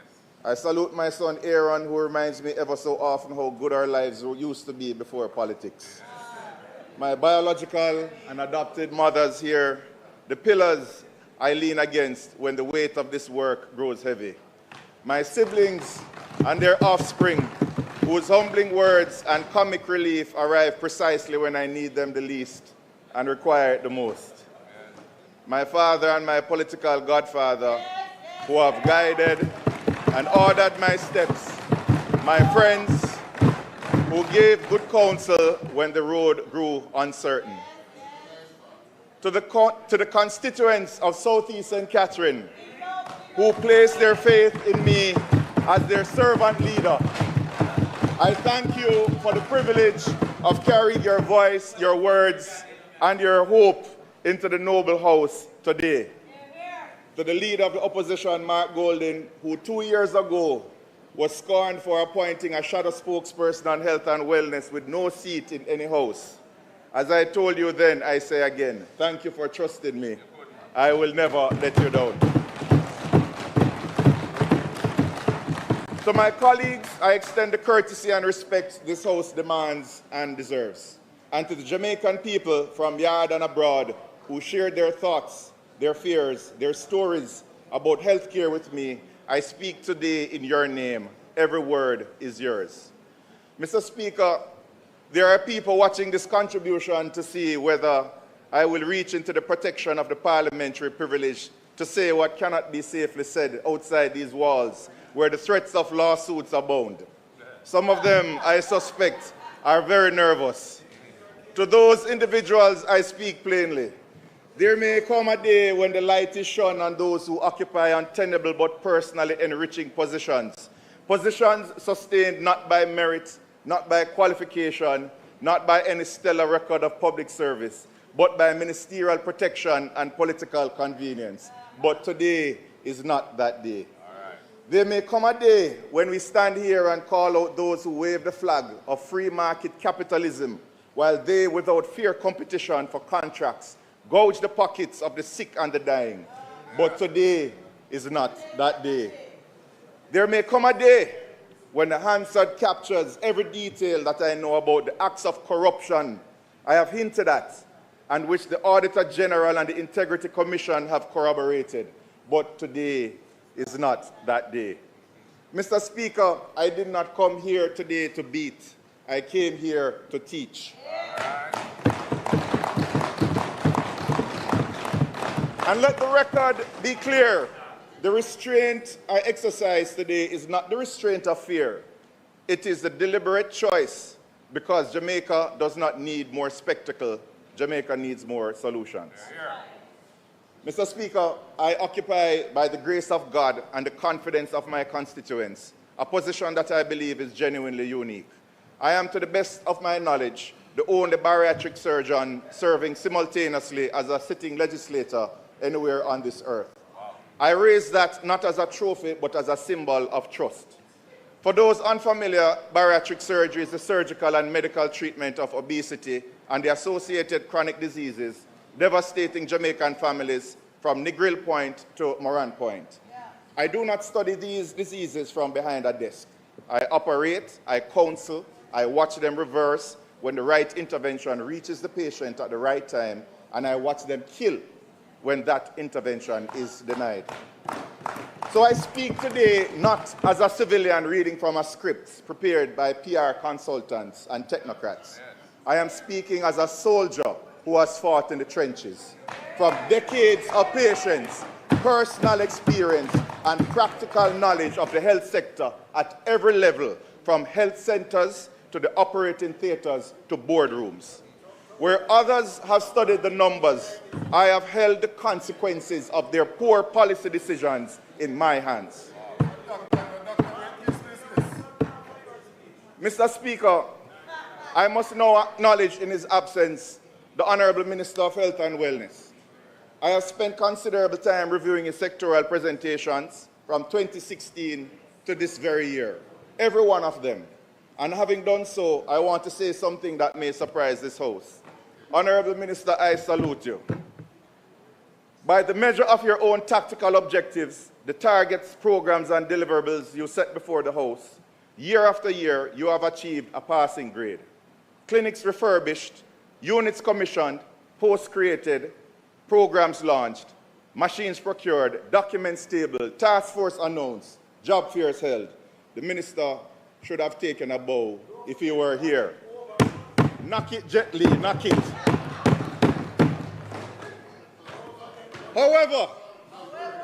However, he has met his targets while missing his people. He has achieved his objectives while abandoning his purpose to deliver quality health care, rich in announcements, poor in outcomes. That is the record. The healthcare system, despite every tactical success over 10 years, remains in shambles. For example, Jamaica hemorrhages healthcare workers while the government applies a band-aid of job fairs and claims that as a tactical success. And that contradiction is why I did not come here to beat. I came here to teach so Jamaicans can spot gaslighting from a distance and work together to defeat it. Winning battles does not win the war. There's no more vivid illustration of this truth than the conflict unfolding between the United States, Israel, and Iran. Every single tactical objective has been achieved. The Iranian Navy neutralized, the Air Force grounded, air defense systems dismantled, key installations destroyed, the supreme leader killed, the top leadership annihilated. By every tactical measure, they are winning. And yet, the strategic objective of regime change looks more unattainable today than before the first missile was fired. The people have rallied behind the regime. The Strait of Hormuz is closed. The NATO alliance cries for peace rather than joining the war. The regime endures. Tactical success does not equal strategic success. Winning battles does not win the war, and a government that makes mistakes, made-up targets for real outcomes, that replaces strategy with spectacle, is a government that has lost its way, however many press releases it generates. While they celebrated the newly painted clinics that have no doctors or nurses, patients cannot manage their chronic diseases because there remains no access to care. Achieving the tactical success of Jamaica moves over 7 years means nothing to those living the realities of sustained increases in obesity, diabetes, and hypertension that program has failed to address. Briefly paying billions of dollars for outsourced private radiological studies until the money ran out means nothing to the family of the stroke victim who today must find cash up front to pay a private entity and pray that an ambulance is available for their relative. The promise of a new hospital tower means nothing to the patient sleeping for days in a chair in the emergency room. Today, Mr. Speaker, only one operating theatre is functional at the Bustamante Hospital for Children. Only 1 out of 6. What? Again, over 50 surgeries cancelled and counting. Wow. Again. Yet the tactical success of an emotional support dog to comfort the children who may never get their life-saving surgery is paraded as success. Gaslighting. In creating tactical objectives, the input of the staff is consistently ignored. When operating theatre staff ask that their AC units be fixed, that they be given the tools and even the drapes to carry out their jobs properly, they were ignored. But Code Care, where we flew in doctors and nurses to scratch the surface of the surgical backlog, was presented to this House as a tremendous success. That surgical backlog, the strategic objective of curing cancers, treating hernias, fibroids, and restoring sight, is still there. And staff still cancel cases because there are no sterile drapes and theaters are closed because of malfunctioning AC units. Know your numbers, again, it is not a legitimate screening program. If we were serious about screening, access would exist in every single health center, access would exist in pharmacies, doctors' offices, and back-to-school fairs, not on road tours to generate content for social media. I wonder how many here in this House even know what an HbA1c is, the single most important number to someone at risk of or who has diabetes. And if you do, where can you get that test done today? Access to screening cannot be through road tours. It must be everywhere. In a country where breast cancer is the second leading cancer in women, out of 25 hospitals and over 300 clinics, how many mammograms are currently functional? If it is 2, it is enough. Wow. Out of 20. 300 clinics, 25 hospitals, 2 functioning mammograms, breast cancer being the second leading cause of cancer in women. Where colon cancer is the 3rd leading cancer, why are fit tests and colonoscopies not available for screening for precancerous polyps rather than diagnosing advanced cancers with less likelihood of a cure? We salute the inclusion of prostate cancer screening coverage by the NHF, but where can a 40-year-old without an NHF card get his PSA checked today? The grand opening of the administrative block at Cornwall Regional Hospital was a tactical success. But did it mean anything to the doctors and nurses who went on strike recently to protest the overcrowding in the hospital that forced them to step over patients on the floor to treat other patients? The strategic objective of having diabetics walking on 2 legs can be achieved in 2 ways. We could set up a program to pay for prosthetic legs after amputations, or we could screen diabetic patients with the ankle brachial index and treat them medically, thus reducing amputations by 70%. Wow. We can guess which one this government chose. The one with the flare.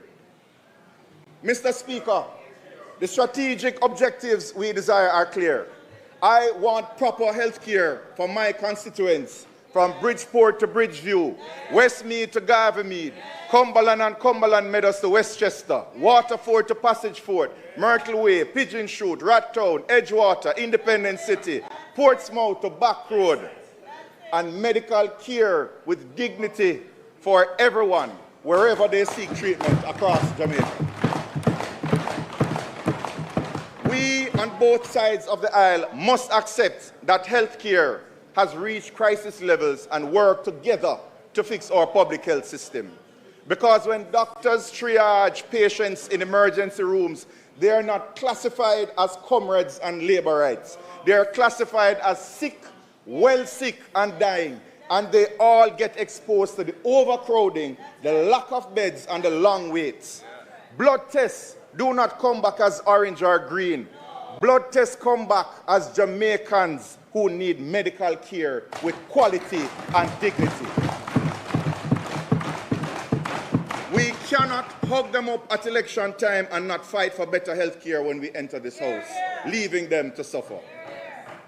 I think of my own high school teacher, a woman who gave decades of her life shaping the minds of Jamaica's children, diagnosed with cancer. She waits still for radiation treatment in the public system that they cannot accommodate.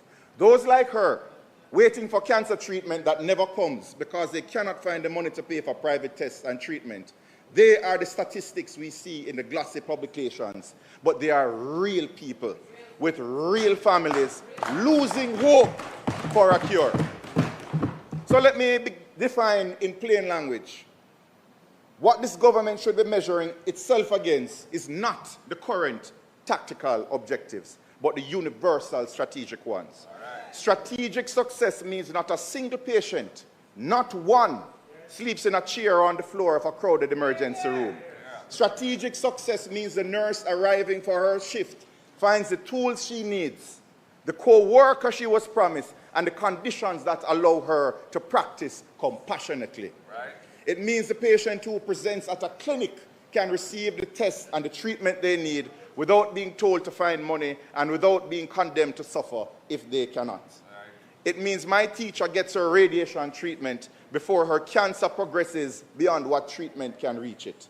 It means the premature baby born in Westmoreland tonight has access to an ICU space and a ventilator, not because her parents are wealthy, but because this country has decided that every life is worth fighting for. This is what strategic success looks like. Not a ribbon cut, not a machine installed in a ceremony, not a document tabled, but a patient who lived because the system was there when they needed it. Mr. Speaker, the World Health Organization defines health as a state of complete physical, mental, and social well-being, and not merely the absence of disease or infirmity. Unfortunately, we have reduced healthcare in Jamaica to treating diseases because we are stuck in a loop where we are unable to properly address the wellness of the mind, body, and spirit. And until we transcend the debate surrounding sickness and focus on making Jamaicans physically, mentally, and spiritually whole, we will continue to live in a broken society. Let us look first towards the physical. The health of a people is determined long before they present to a doctor. Obesity, our greatest challenge today, will not be solved by how Jamaica moves. Obesity will be solved by how Jamaica eats. Our food industry is killing us slowly, profitably, and with the implicit blessing of a government that cannot speak of healthy eating while the Prime Minister cuts ribbons at fast food restaurant openings and calls it prosperity. That contradiction is not merely ironic, Mr. Speaker, it is deadly.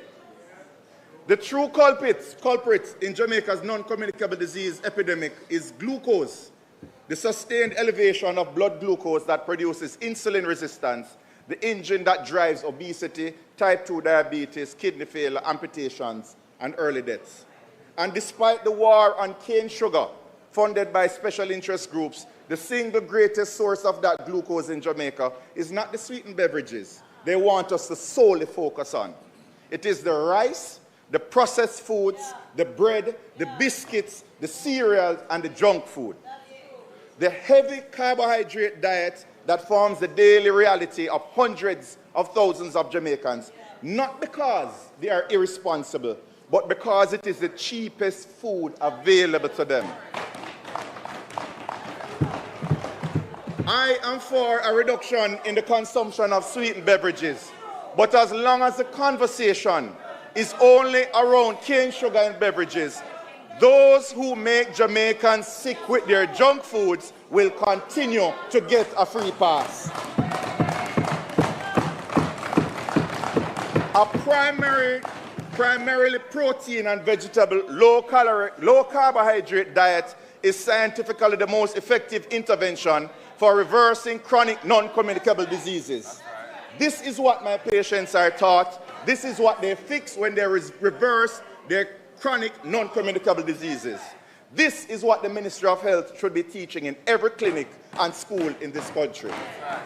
Unfortunately, the most popular protein source in Jamaica is chicken back, the lowest protein, highest fat content of all chicken parts, not by choice, by poverty.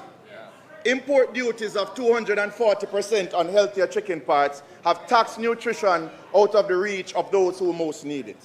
Eating healthy in Jamaica is a luxury for those who can least afford to get sick. This is not a health problem, it is a social justice epidemic. We welcome the tobacco regulations, but I am cautious that over-regulation will drive the industry underground, where there's a booming illicit trade in cigarettes that deprives the government of the sin taxes used to fund the NHF. We need stricter regulations on tobacco, yes. We need to reduce the consumption of sugary drinks, yes. But do not turn this into a ban on plastic straws to save turtles, while our drains are clogged with plastic bottles and our arteries clogged with fried chicken and fries. If we do not nourish our bodies or temples with foods that heal and restore, rather than those that degrade and destroy, we will be always fixing the same diseases at great cost to the individual, productivity, and the state. Mr. Speaker, Yates warned, things fall apart if the center cannot hold. That center for every Jamaican standing in the middle of their own life, trying to keep it together, is mental health. The mind, Mr. Speaker, is not an afterthought. It is the engine room of the nation, and it is being left to stall. Mental health demands definitive action, not wellness benches installed for a photo op. Definitive action to stop the suicides taking our young people before they have lived. To help the families struggling with mental health patients who cannot remain admitted to hospital, but whom they cannot care for in their homes. Bellevue Hospital needs diagnostic services, roofs that don't leak, and at the most basic level of human dignity, enough food to feed its patients. Not more announcements of plans afoot while patients and families suffer. And we Jamaicans do not want to see one more headline announcing a murder committed by a man of unsound mind who was failed by community psychiatry.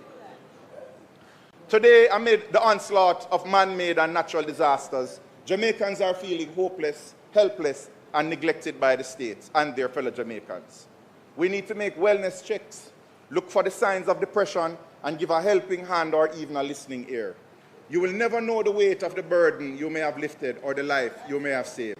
And above all, if you're feeling down, hold on to hope, because better must come one day soon. Before I go on to the final dimension of health, let me take a step back from the personal level to the public health system, because we need to fully appreciate why we are in the situation that exists today. Yeah. Mr. Speaker, it takes cash to care, as my colleagues across the aisle know very well. In 2007, that cash was removed from our public health system by a hastily conceived, poorly implemented, free healthcare initiative. A campaign promise that gutted a revenue stream and left a fiscal wound that was never fully healed. It was only one in a series of devastating decisions that ultimately required the prescription of bitter medicine by the then Prime Minister, who left office before he could administer it. It was not the government that paid the price of that bitter medicine. The price was paid by the people. The sacrifice was made by the masses to pay down the JLP debt from 140% of GDP to where it is today. During the IMF-imposed austerity, civil servants consented to frozen wages year after year, while the cost of living climbed around them. Their sacrifice, their suffering, and silence, the invisible fuel of national recovery. Users of the health sector were told by the IMF that spending could not increase because the priority was paying down the debt the JLP government had accumulated. And every single Jamaican absorbed that cost through their sacrifice, their suffering, and their solidarity with Sister P and Peter P.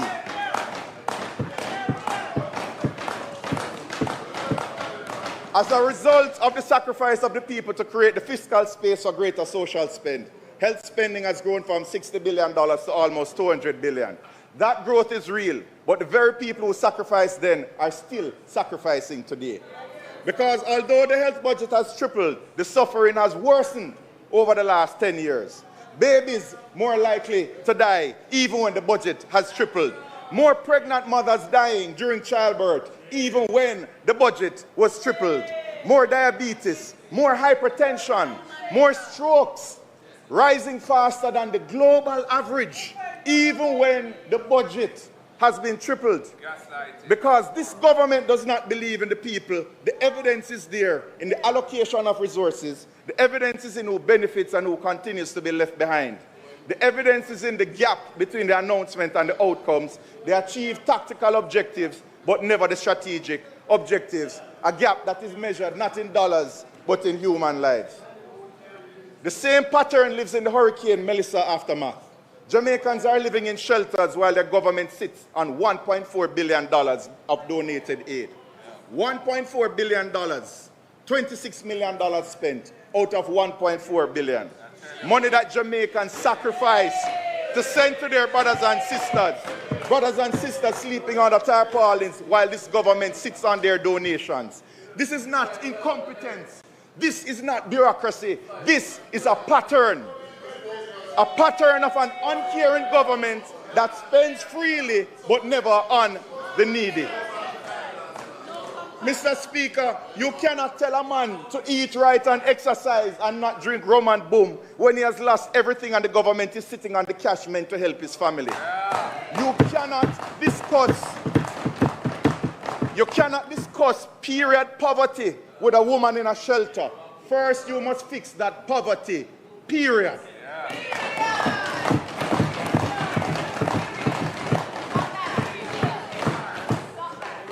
Hurricane Melissa's aftermath is not just a housing crisis, it is a moral failure on the part of the government. Partaking in photo ops with suffering hurricane victims, knowing full well they are sitting on money donated in the name of humanity and refuse to spend it on them.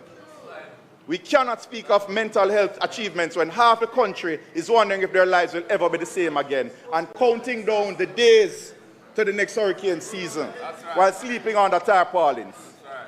It is unconscionable, and no amount of spin doctoring by the squealers on this animal farm can save you from the conclusions that Jamaicans have already drawn about how you really feel about them. The world is watching how the government is treating those most in need of restoring their lives. And pardon my violation of the standing orders, Mr. Speaker. It not look good. That's right. Mr. Speaker, health is not the exclusive domain of the Ministry of Health. When a grandmother cannot afford the taxi fare to keep her clinic appointment, to keep her high blood pressure under control, that too, Mr. Speaker, is a health crisis, and the minister responsible for transport must answer. When a pensioner must choose between her electricity bill and her prescription, that too is a health crisis, and the minister responsible for energy must answer. When a cataract patient joins over 4,500 patients who cannot get sight-saving surgery from the Cubans because their government chose visas over vision, that too is a health crisis, and the Minister of Foreign Affairs must answer. And when the mother who falls into the gap, not poor enough for path, but can't afford to send her child to school, and the child is malnourished and unable to learn, that too is a health crisis, and the Minister of Labour and Social Security must answer. When a family cannot afford vegetables and subsist on chicken back and rice and peas, that too is a health crisis, and the Minister of Agriculture must answer. And when the rats and roaches run amok in uncollected garbage piling up in our communities, that too is a health crisis, and the Minister of Local Government must answer. And when the most vulnerable users of our public health hospitals must beg on social media to find money for their treatment, when only the connected few enjoy the promised prosperity, that too is a health crisis, and the Minister of Finance must answer. We do not have a healthcare system that caters to the masses. We do not have a government that caters to the masses. No fiscal, agricultural, or even donation policies address the socio-economic determinants of health. And all of it together, every gap, every failure, every unanswered cry is a national health crisis. One that this government must admit to and stop covering up with promises and prophecies.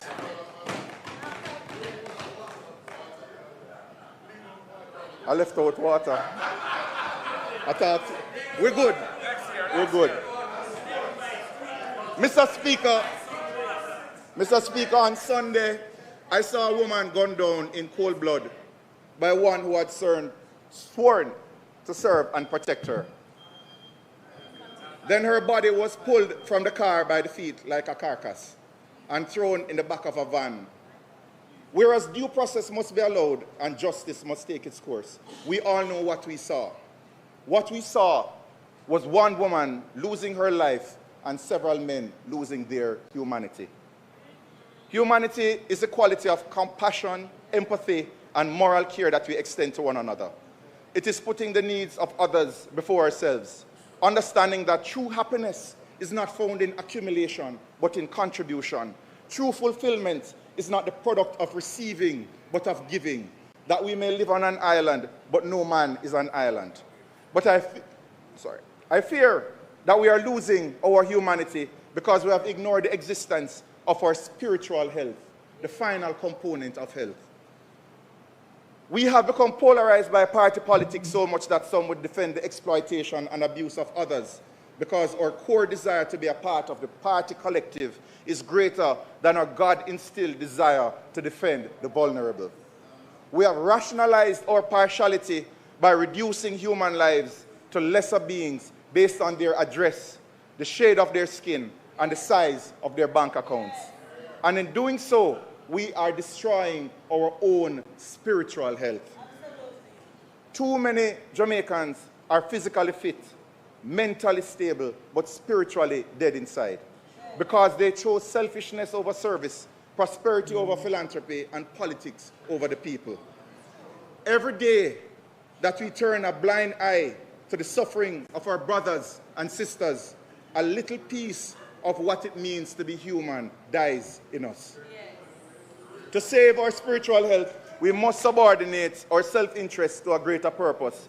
And that greater purpose is to give hope to the hopeless, be a voice for the voiceless, and work together to destroy the system that sees poor people sleeping on hospital floors while billions of dollars are misallocated or missing.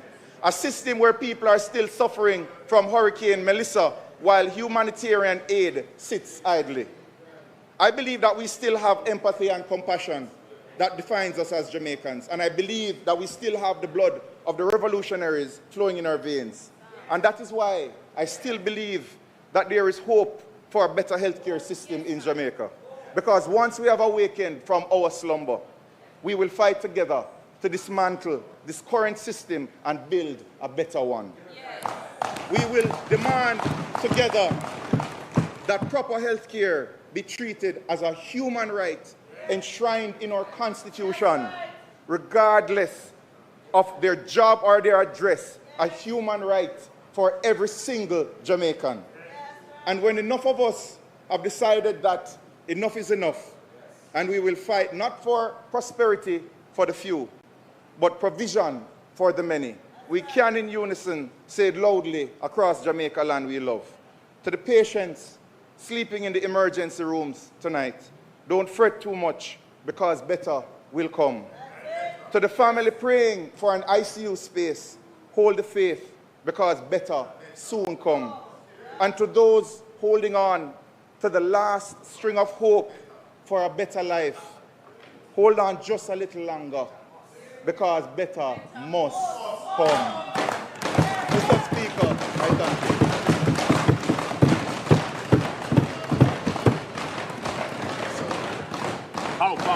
Crap. House Leader.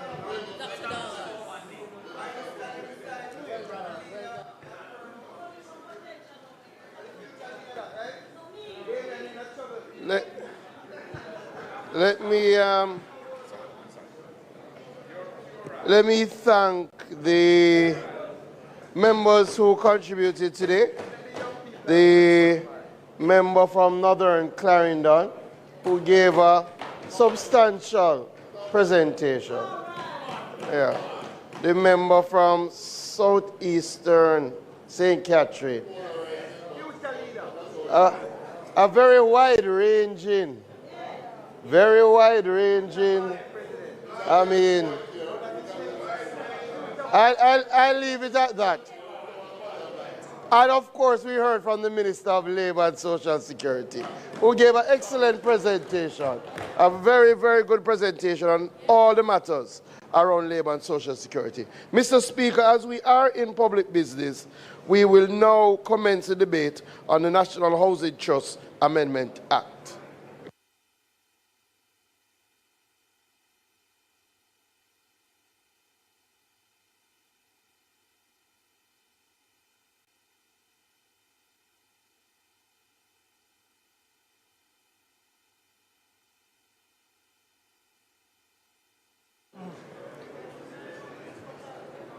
Mr. Speaker, today we commence the debate on the National Housing Trust Amendment Act 2020.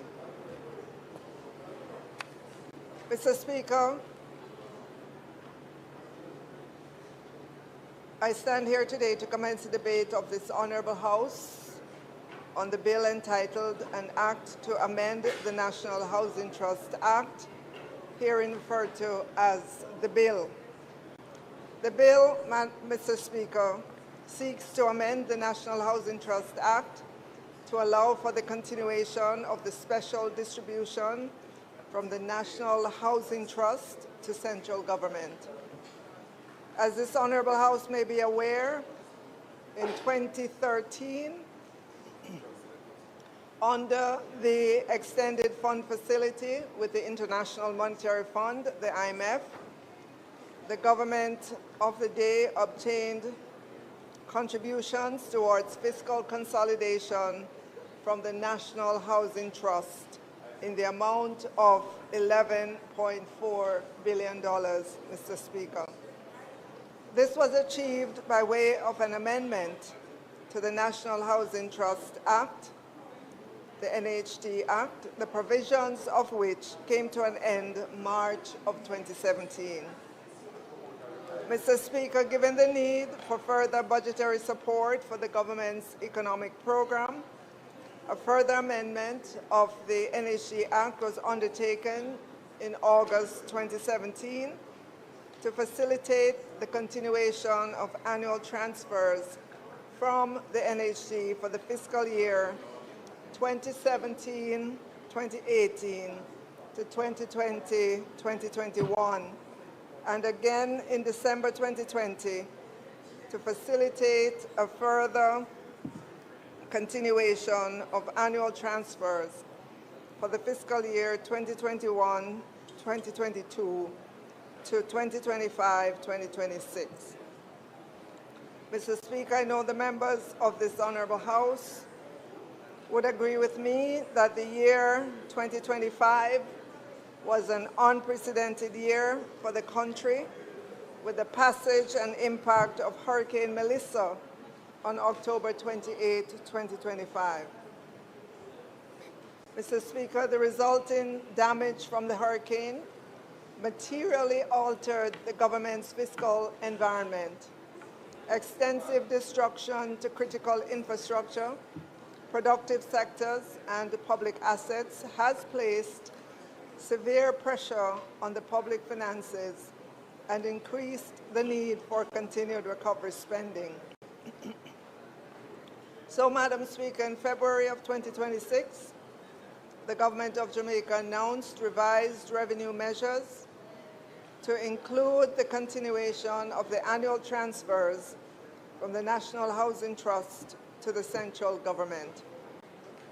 Notably, Mr. Speaker, the contribution of the transfers from the NHT to the central government have averaged approximately 12.6% of non-tax revenue over the past 5 years, 2021-22 to 2025-26. The NHT continues to maintain a strong asset position, with assets exceeding liabilities by approximately 1.8 times over the medium term. It is expected that the NHT will be able to continue to operate profitably while seeking to expand access to housing. Based on the NHT's expected expenditure plans, strong revenue base, and robust asset position, the NHT will be able to sustain the annual $11.4 billion transfers to the government over the medium term while maintaining adequate cash surpluses. Mr. Speaker, having regard to this and the need for recovery spending due to the impact of Hurricane Melissa, the government has decided to maintain the financing of $11.4 billion from the National Housing Trust as one of the revenue measures adopted to support the government's budget for the fiscal year 2026-27. This revenue measure is expected to continue for 5 years, and the financing provided will be by way of distribution, grant, or otherwise as may be determined by the Minister of Finance and the Public Service. Mr. Speaker, while the government reluctantly opted to continue this revenue measure, the rationale is that the discontinuation of this measure during the current economic climate, which has significantly been altered by the passage of Hurricane Melissa, would result in a significant fall-off in government revenues. The government's economic program continues to rely on these transfers from the NHT to fund expenditure outlined in the national budget. Also, without this revenue measure, Mr. Speaker, the government would either have to reduce expenditure or table a tax package to cover the shortfall. Permit me, Mr. Speaker, as I will now do a clause-by-clause presentation of the specific provision of the bill. The bill, which was tabled before this Honourable House, comprises 3 clauses which make provisions as follows.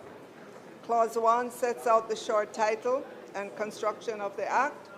which is cited as the National Housing Trust Amendment Special Provisions Act 2026, and must be read and construed as one with the National Housing Trust Act and all amendments thereto. Clause 2 seeks to amend Section 4 of the National Housing Trust Act to afford for the NHT to provide financing up to a maximum annual amount of $11.4 billion for fiscal consolidation in respect of each of the financial years ending respectively on March 31, 2027, March 31, 2028, March 31, 2029, and March 31, 2030, and March 31, 2031. This clause also provides the financing in respect of the above may be by way of distribution, grant, or otherwise, as the minister responsible for finance may determine. Clause 3, which outlines the duration of the Act, provides that the Act will continue in force until March 31, 2031, and will then expire. Mr. Speaker, as the members of this Honourable House would have observed, the Memorandum of Objects and Reasons explains the purpose of the bill and gives an overview of the necessity and scope of the bill. The Memorandum of Objects and Reasons, Mr. Speaker, speaks to the revenue measures of continuing the provision of a financial distribution for fiscal consolidation of $11.4 billion per annum by the NHT for a period of 5 years. The Memorandum of Objects and Reasons, Mr. Speaker, indicate that discontinuation of the annual transfers of $11.4 billion contribution from the NHT would result in a significant fall-off in government revenue. Furthermore, Mr. Speaker, the government's economic program relies on the transfer of the $11.4 billion to fund expenditures in the national budget. Without these transfers, Mr. Speaker, the government would be forced to reduce expenditures or table a tax package to cover the shortfall.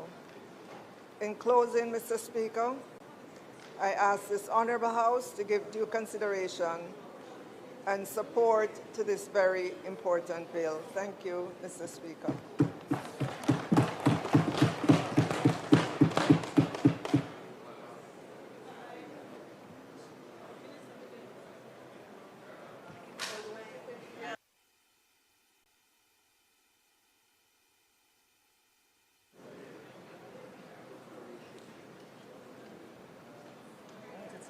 Yes, thank you. I may as well push it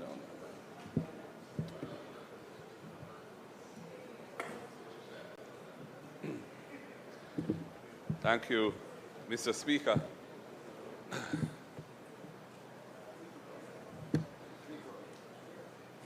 Mr. Speaker, the National Housing Trust was established in the mid-1970s. 1976 to be specific, and it is celebrating its 50th anniversary this year. It was one of the significant achievements of the government of that era in raising capital to transform the housing opportunities for Jamaicans who were suffering from very inadequate, dehumanizing shelter conditions. That situation may have changed somewhat in the sense that the work of the National Housing Trust has delivered hundreds of thousands of housing solutions over the 50 years of its existence. But Jamaica still suffers from a chronic shortage of affordable housing.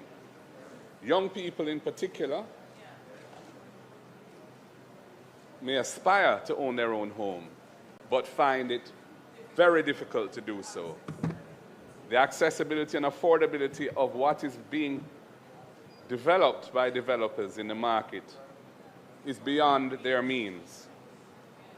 And the housing trust ought to be purposed and empowered to meet that critical need. Yes.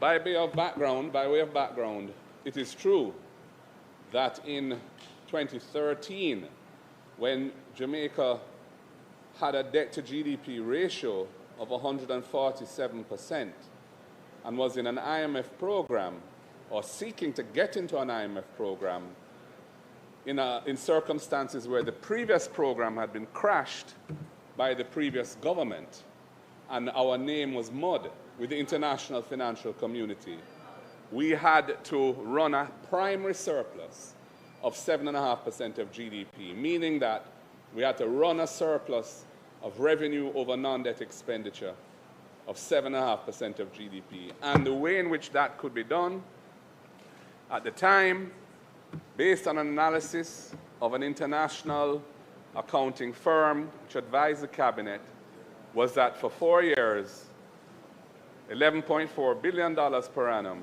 could be taken from the NHT to get Jamaica out of that crisis. And that was done. At the time, an NGO which had an affiliation with the opposition took the matter to court. The opposition at the time was strongly against the use of the funds of the NHT to help Jamaica solve its fiscal crisis. The court ruled that the legislation was lawful, and it was implemented for those 4 years. When the government changed in 2016, the government that had formally opposed this legislation while in opposition proceeded to endorse the arrangement, passing legislation not once, not twice, but now 3 times to extend the period of extracting these resources from the NHT for 4 years at a time. In the election campaign of 2025, the People's National Party indicated that we were against any further extension of this arrangement. Jamaica's fiscal situation had fundamentally changed compared to where it was in 2013. Whereas the debt to GDP ratio back then was in the 140% range, it had been reduced due to the success of the fiscal responsibility framework to the 60% range. And there was no justification for diverting the resources of the National Housing Trust from its statutory purpose of providing shelter, affordable shelter for Jamaicans who need it, to becoming a fund to support the government's general budgetary needs. The government is well aware of that commitment that we made, and one would have expected that if they were seeking our support for this, they would have come and had dialogue with us and explained why they saw the necessity to extend this for another 5 years. There has been no such consultation or discussion. We are painfully aware that Hurricane Melissa hit Jamaica in late October last year, and that the lingering effects on the economy are real. Had they come to us and said, well, for the fiscal year 26-27 that we're now in, we need to have this extended for a year, we would have probably said we will support that. Indeed, if they had said, we are going to need it for 2 years because it's going to take 2 years to deal with the recovery from the hurricane, we would have probably told them, well, let's do it 1 year at a time and see how it plays out. Because things have changed. For example, in the current fiscal year, the increased price of oil and gas has meant that the government is enjoying a windfall on the SCT on fuel, which was not in the budget. We don't know how much that windfall is yet, but there's no doubt that it's real. So, had we had those kind of discussions, we could have probably agreed some way of addressing this matter. But in keeping with the way that the government treats this opposition, and the lack of consultation on matters that they know are of fundamental importance to us, they have tabled this bill, extending this arrangement for 5 more years. In the meantime, the NHT is outsourcing much of its lending to the private sector now. It has to be paying a subsidy to the private sector for the interest rate on those mortgages, which is a cost to the NHT. And the shelter crisis of Jamaicans continues in a very real sense and is not being met by the housing policy of this government.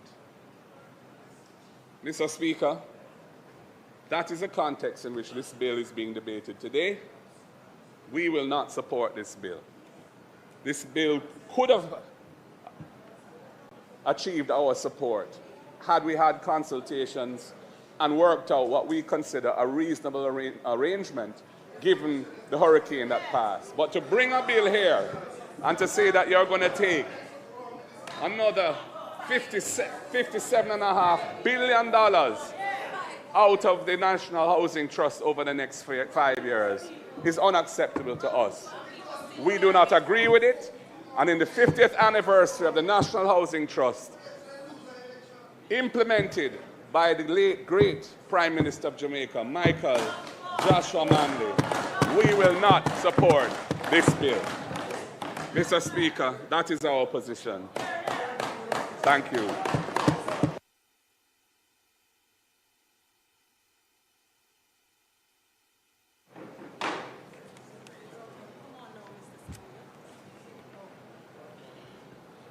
Mr. Speaker, I've had the privilege of,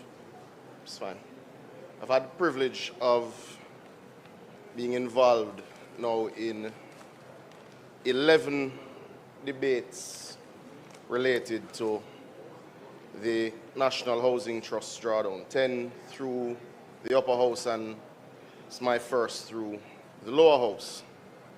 And each time I've started by looking at the memorandum of objects and reasons.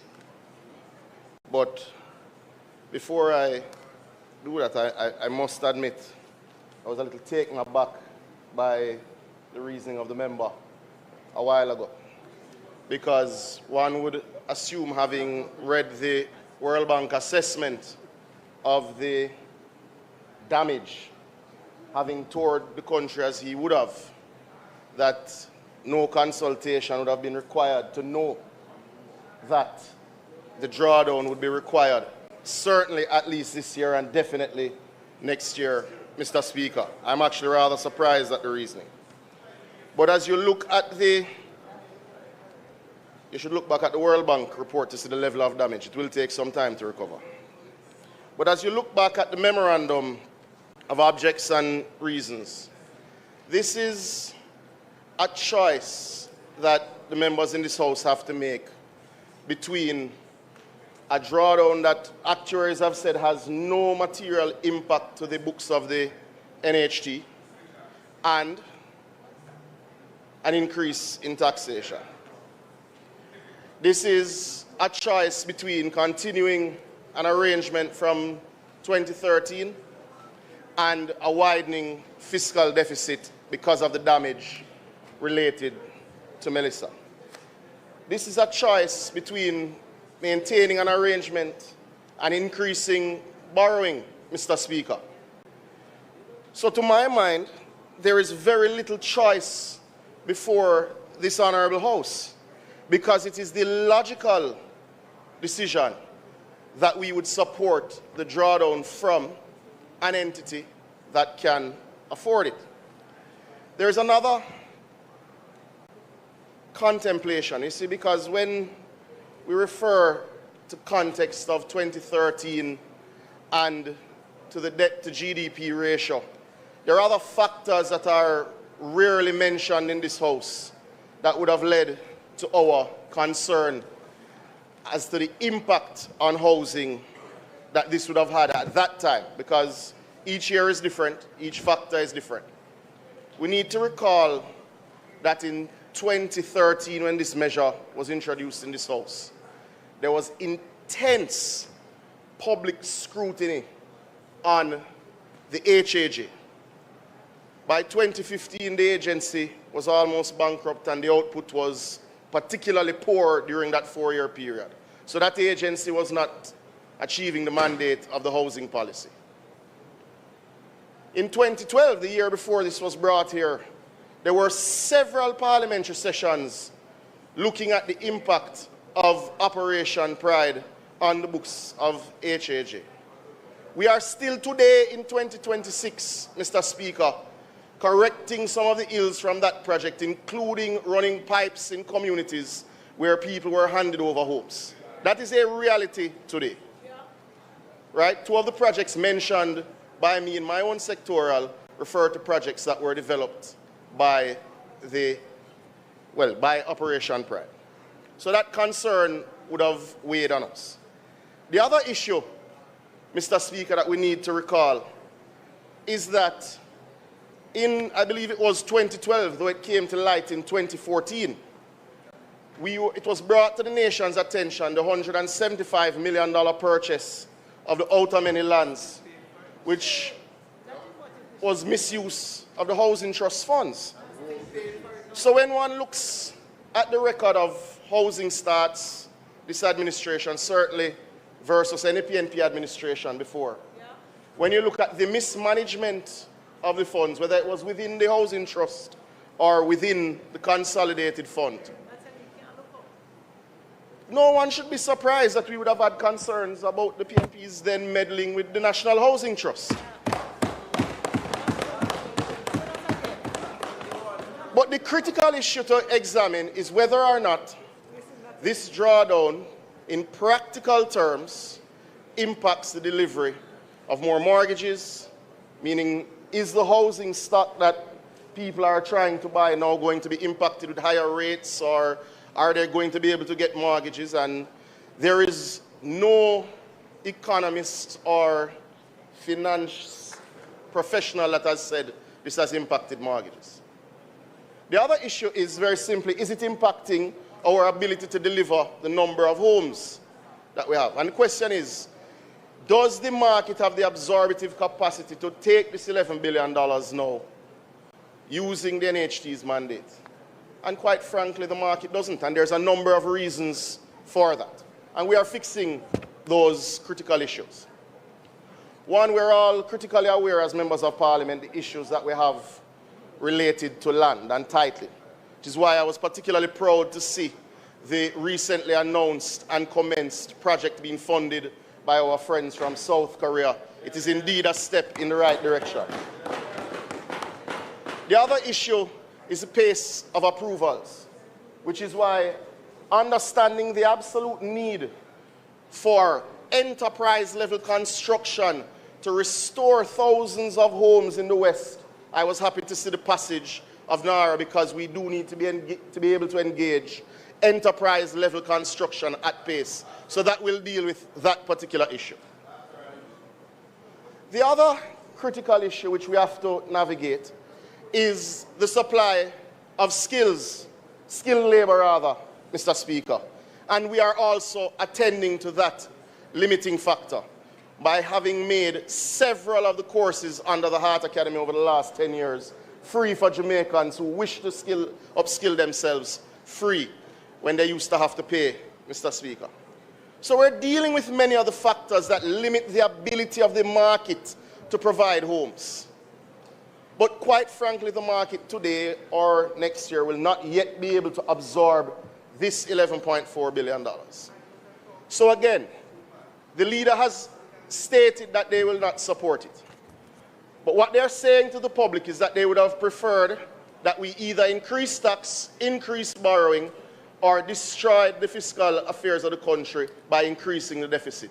Mr. Speaker, it is incumbent on every responsible member in this House to support what is the logical decision of an administration that seeks to rebuild not just roads and water systems and schools and churches and hospitals, but also to ensure we make the intervention in the housing market that restores those who have lost and give those who have a genuine opportunity or have a genuine want and dream to have their own home, Mr. Speaker. This does not compromise those dreams. In fact, it supports those dreams. I support this bill, Mr. Speaker.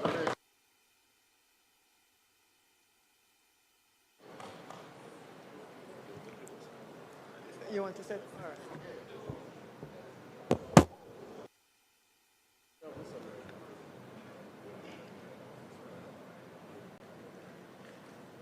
Thank you. Thank you, Mr. Speaker.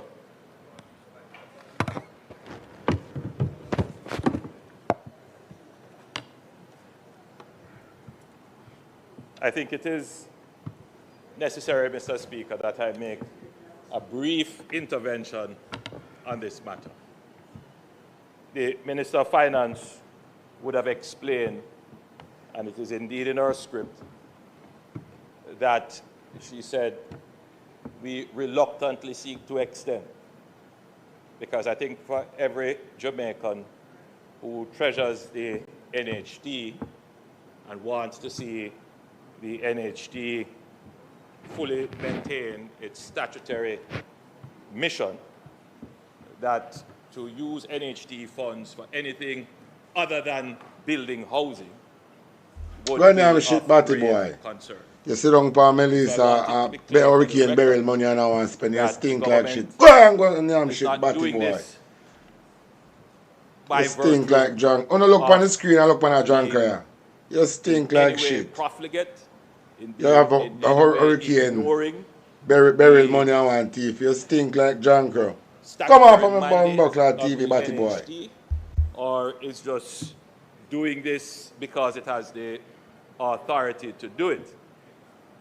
The Minister of Finance explained that this extension was necessary because of the damage that was done by Hurricane Melissa. Significant damage, over $11 billion of damage, more than 50% of our GDP. The opposition argues as if the damage has no fiscal impact, that we could use our regular fiscal measures and meet the cost of recovery, meet the cost of reconstruction without having to put in place additional fiscal measures or extend measures that were already on the books. So, Mr. Speaker, I think it's important that the public debate acknowledges that this is a necessary measure. I'm trying to come to grips with the leader of the opposition's position, which is he's not supporting the measure because we didn't come and negotiate with him. So it's not about the fact that the country faces a fiscal threat, that we needed to do this, that we don't want to do it, just for doing its sake, but it is a necessary measure. So it appears to me that the leader of the opposition would put the country at risk for his ego.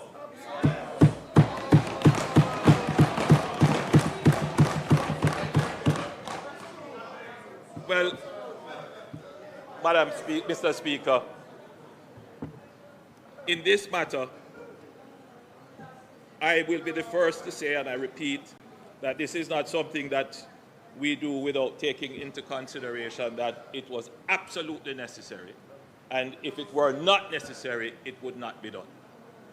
The second difficulty I'm having with the presentation by the leader of the opposition is the suggestion. You sit down for the hurricane burial money.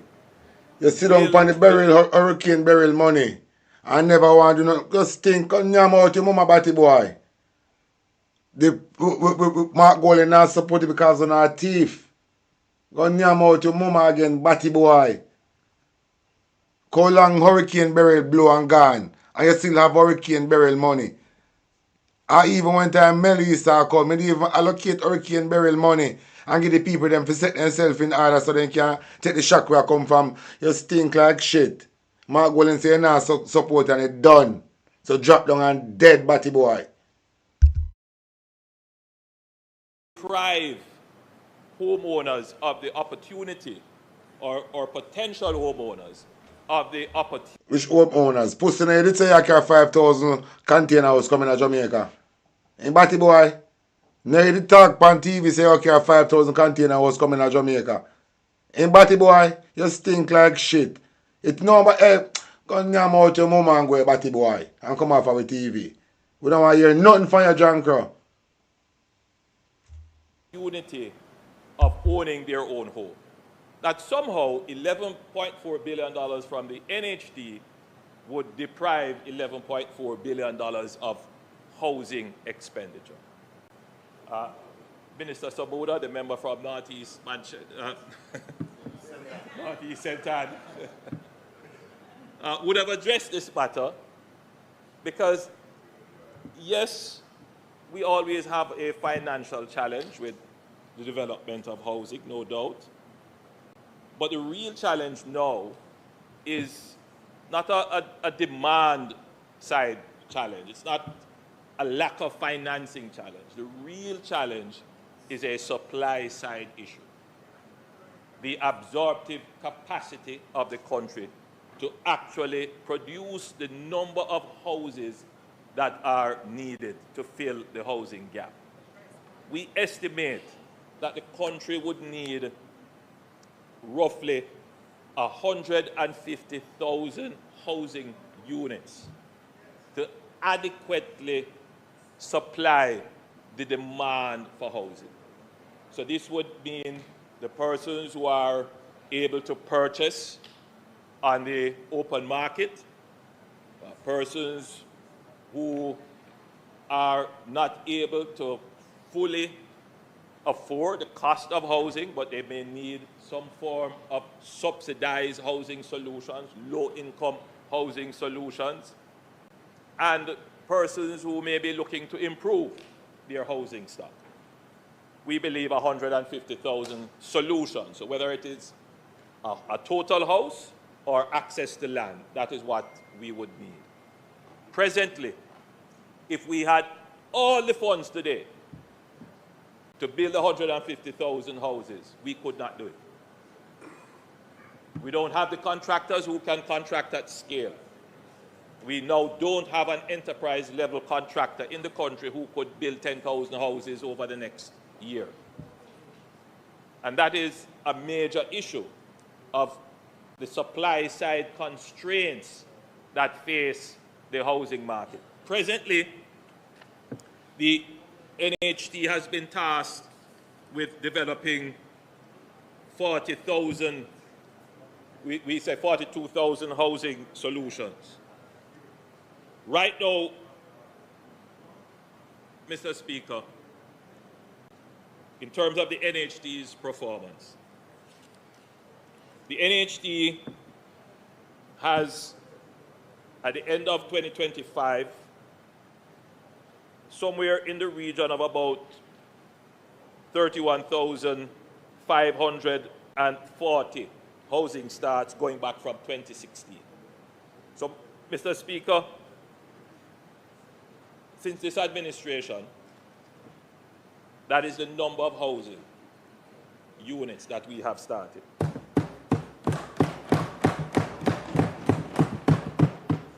In terms of housing completions, 21,166. These figures may need some updating because I'm not giving you up to March of this year.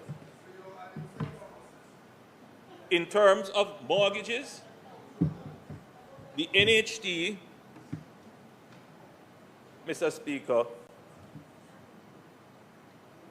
would have, since 2016, issued 67,249,000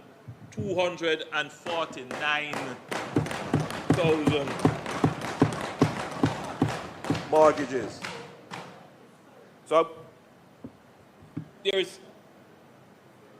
while $11.4 billion, Mr. Speaker, is significant, if you were to total up the housing expenditure on mortgages, housing starts, and housing completed, you'd be looking at $343 billion expended by the NHD on housing.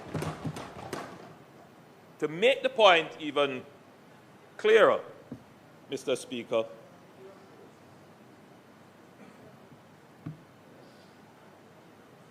the highest level of expenditure under the PNP administration in 2012 was $24.3 billion. That's the highest level of expenditure. $24.3 billion. Mr. Speaker, in 2018, this administration, under the NHD, under this administration, spent $28.43 billion. In 2019, $37.1 billion. In 2020, $41.57 billion. In 2021, $48.2 billion. In 2022, $46.51 billion. In 2023, $45.94 billion. In 2024, $30.24 billion. And in 2025, this is up to the 31st of March, 2025, $24.4 billion. So, I therefore want to dispel this argument that is being purveyed in the public domain that the government taking $11.4 billion from the NHD is somehow depriving the NHD of expenditure. Every year since 2018, the NHD's expenditure has been increasing substantially and at points have doubled what was spent under the PNP administration. So these are matters that we must concern. So in summary, I don't need to go further than that point that I've made. The administration is not taking the funds from the NHD for reasons that are not solid and sound reasons. We must preserve the fiscal integrity of the government's operations. And this fiscal integrity is something that benefits every Jamaican. And I want you to think of it this way.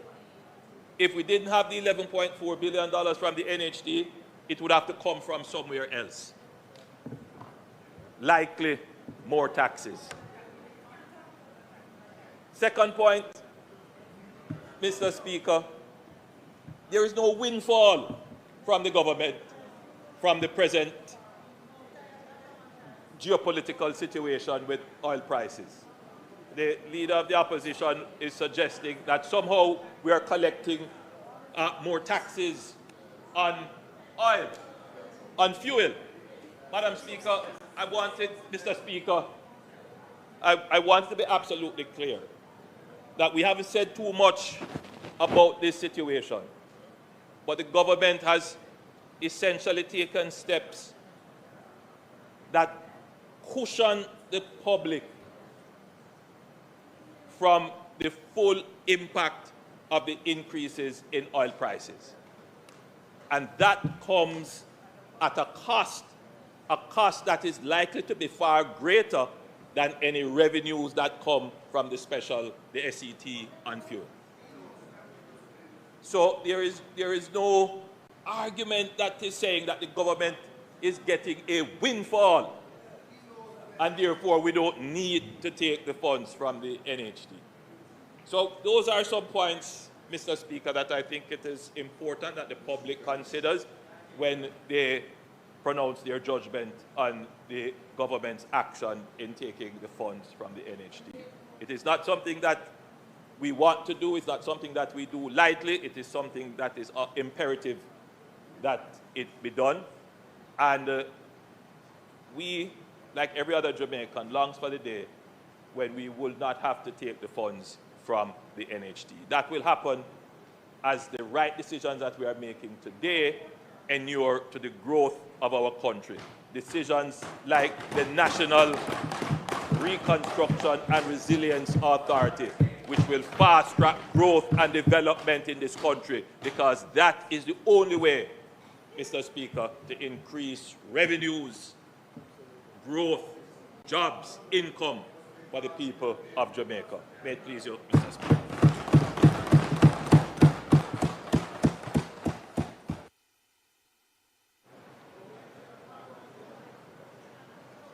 Member from Portland Eastern. Thank you, Mr. Speaker. Mr. Speaker, I would have heard from the persons before me, the members before me.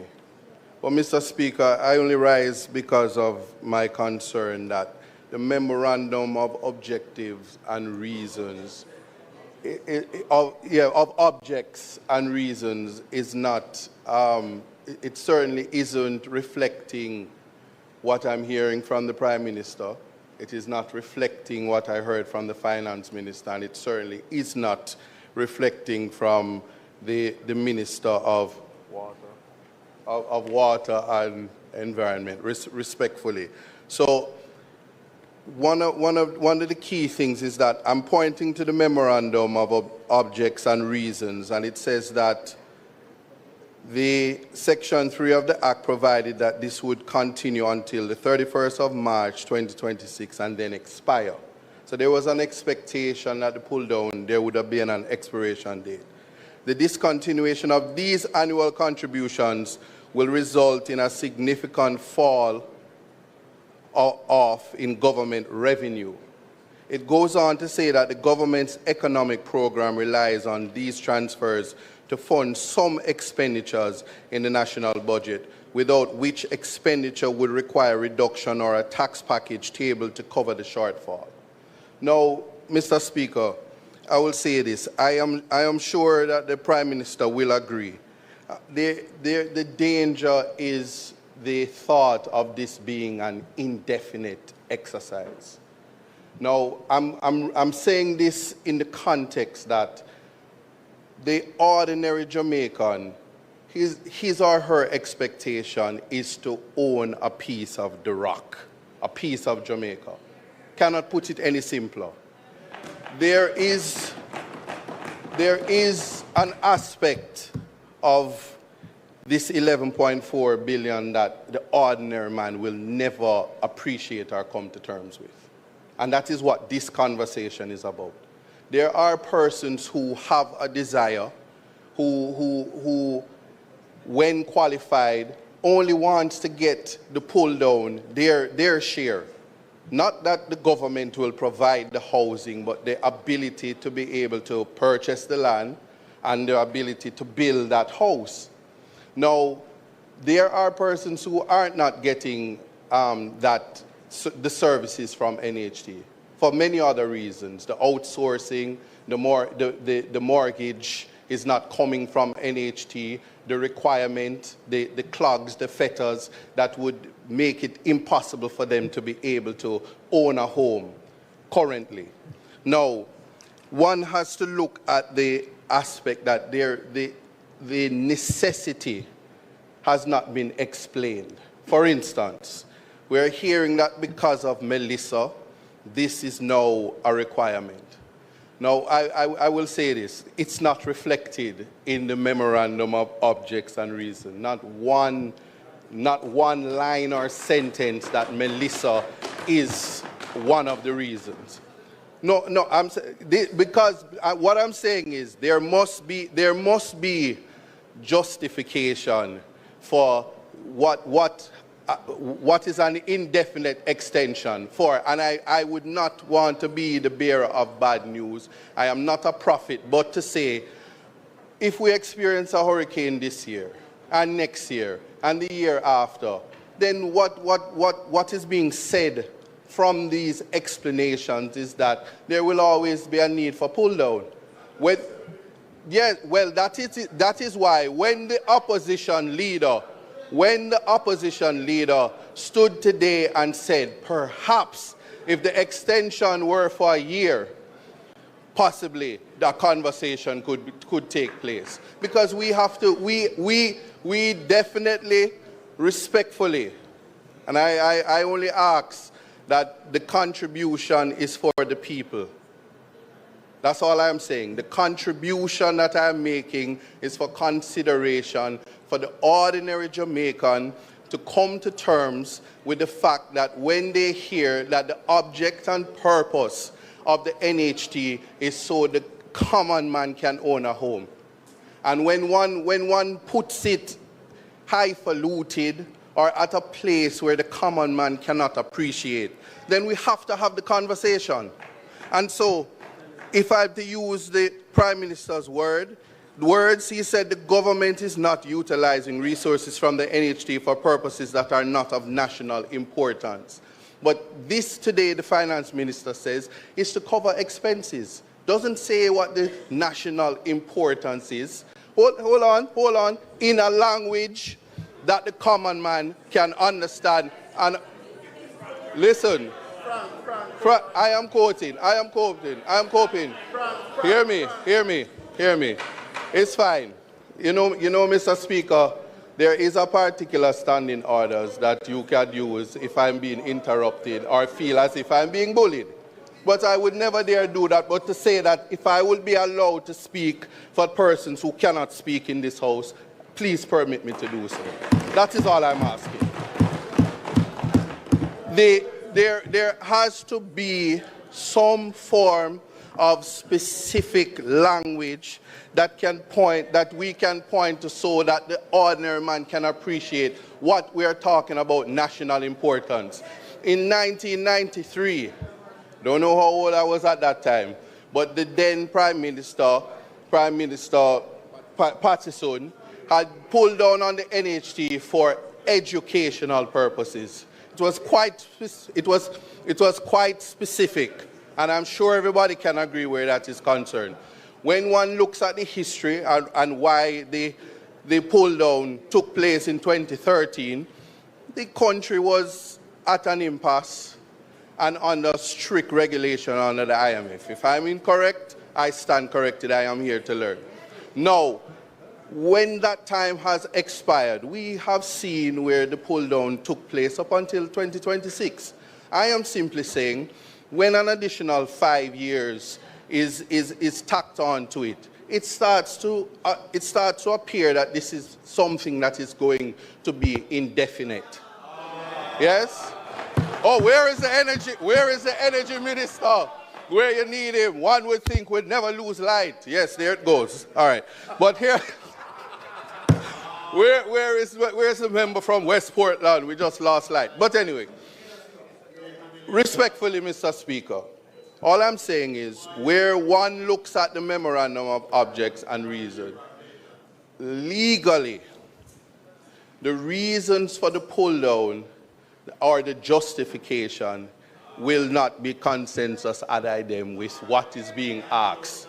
Now, having said that, perhaps, and I will only say, Mr. Speaker, perhaps the Finance Minister, the Prime Minister, the government, the Cabinet, can consider a revisiting in terms of the pull down to be of a shorter term.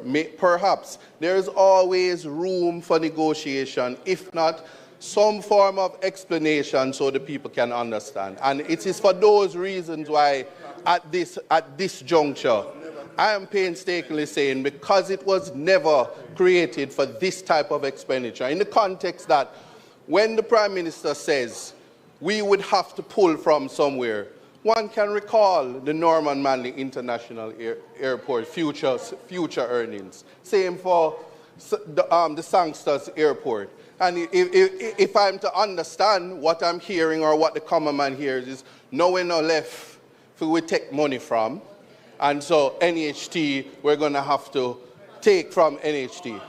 Yeah, that is actually what the message that is being sent. And so for those reasons, Mr. Speaker, and only those reasons, the absence of a proper reason linking Melissa, in the absence of the memorandum of objects and reasons stating clearly what is the national importance of pulling down for an additional 5 years, I cannot respectfully support. Thank you. Thank you.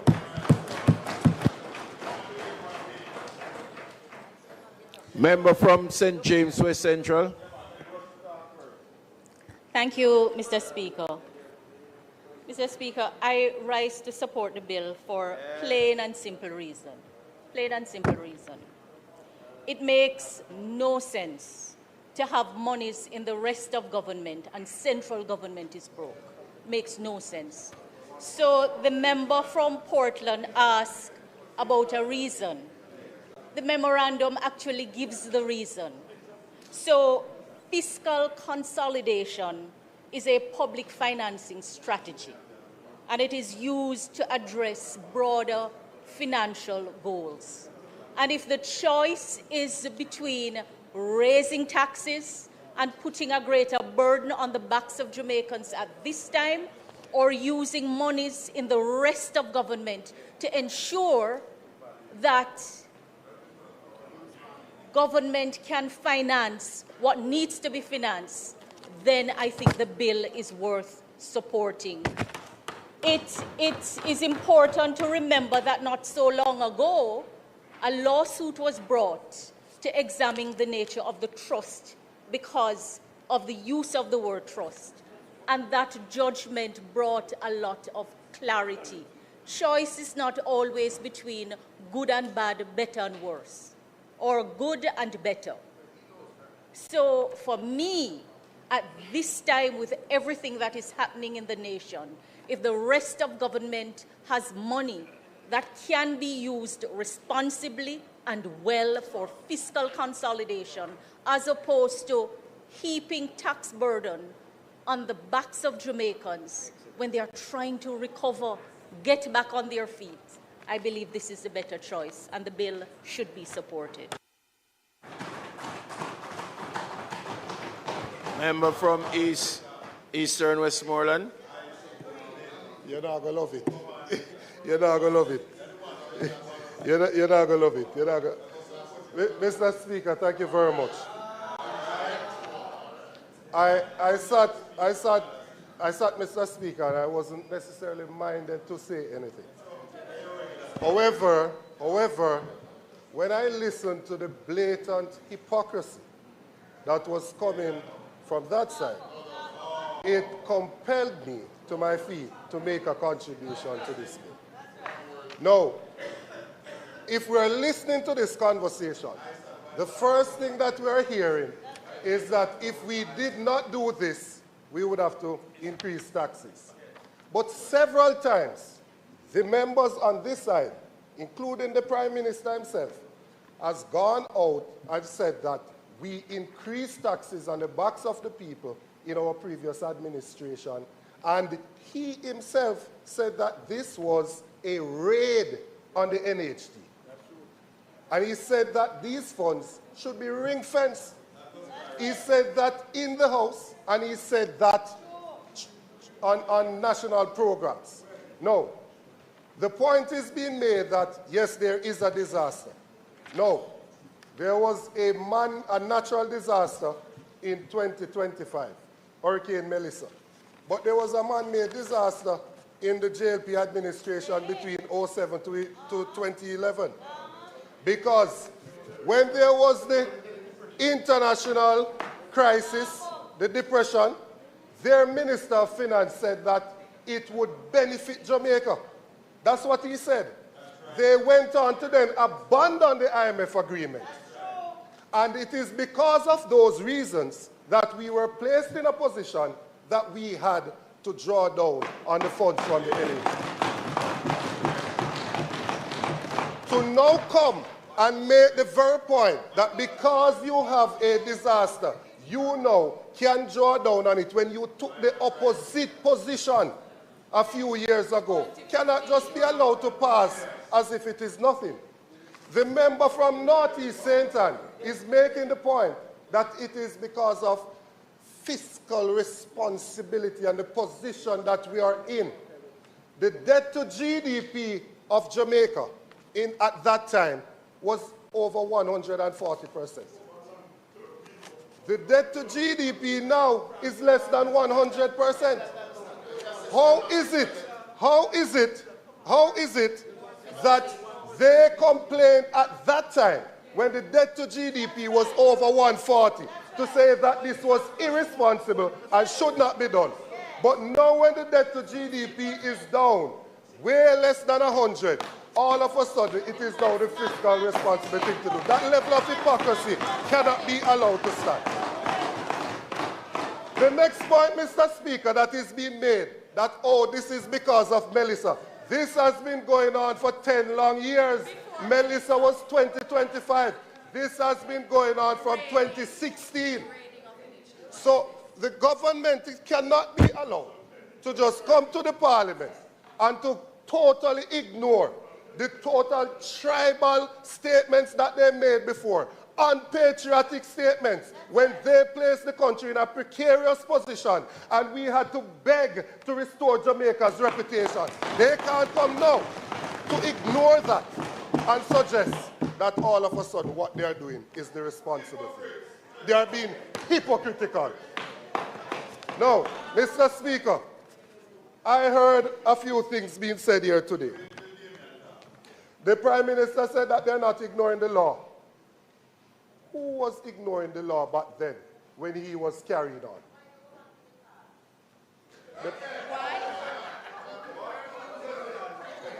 I beg your kind pardon.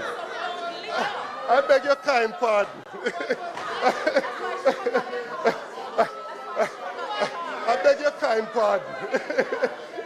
Mr. Speaker. Mr. Speaker. No. The Prime Minister said that the leader of opposition is willing to put the country at risk because of ego. What was the leader of opposition in 2013 doing when he was opposing here, when he was supporting court action against it, when he was doing everything to ensure that we could not withdraw the funds from NHT, and at that time the debt to GDP was much worse than what it is now? Was it ego that he was putting the country at risk for them? Was he putting the country at risk for ego at that time? That level of hypocrisy, PM, is palpable. Palpable. No.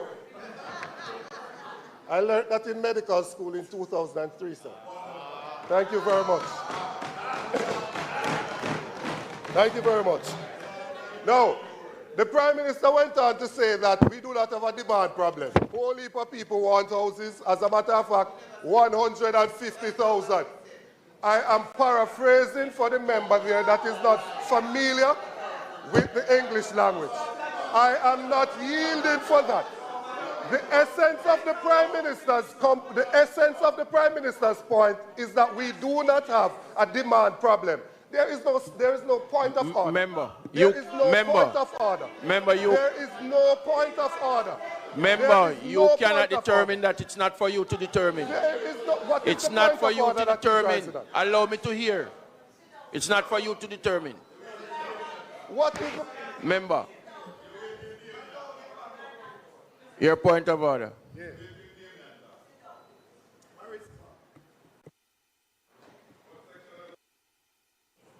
Not only is the member misleading the House, he's factually incorrect. The Prime Minister never said that there was not a demand problem. What the Prime Minister said is that even if we wanted to spend the over $100 billion that were needed to spend to build houses, we did not have the capacity to do it.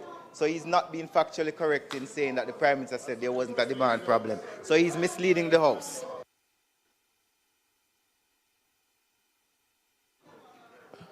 Member, you can now take back the floor. Point of order.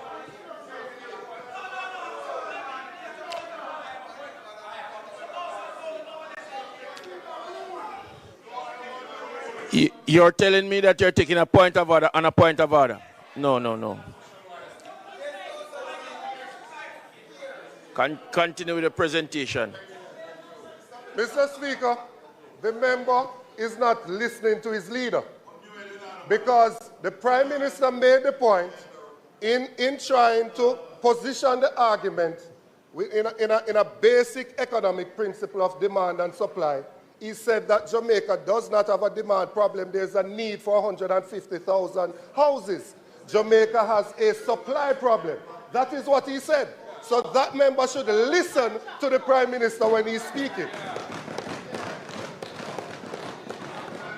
No, I am saying if there is a supply problem where we are short 150,000 houses, who could help to increase that supply to the market? Who?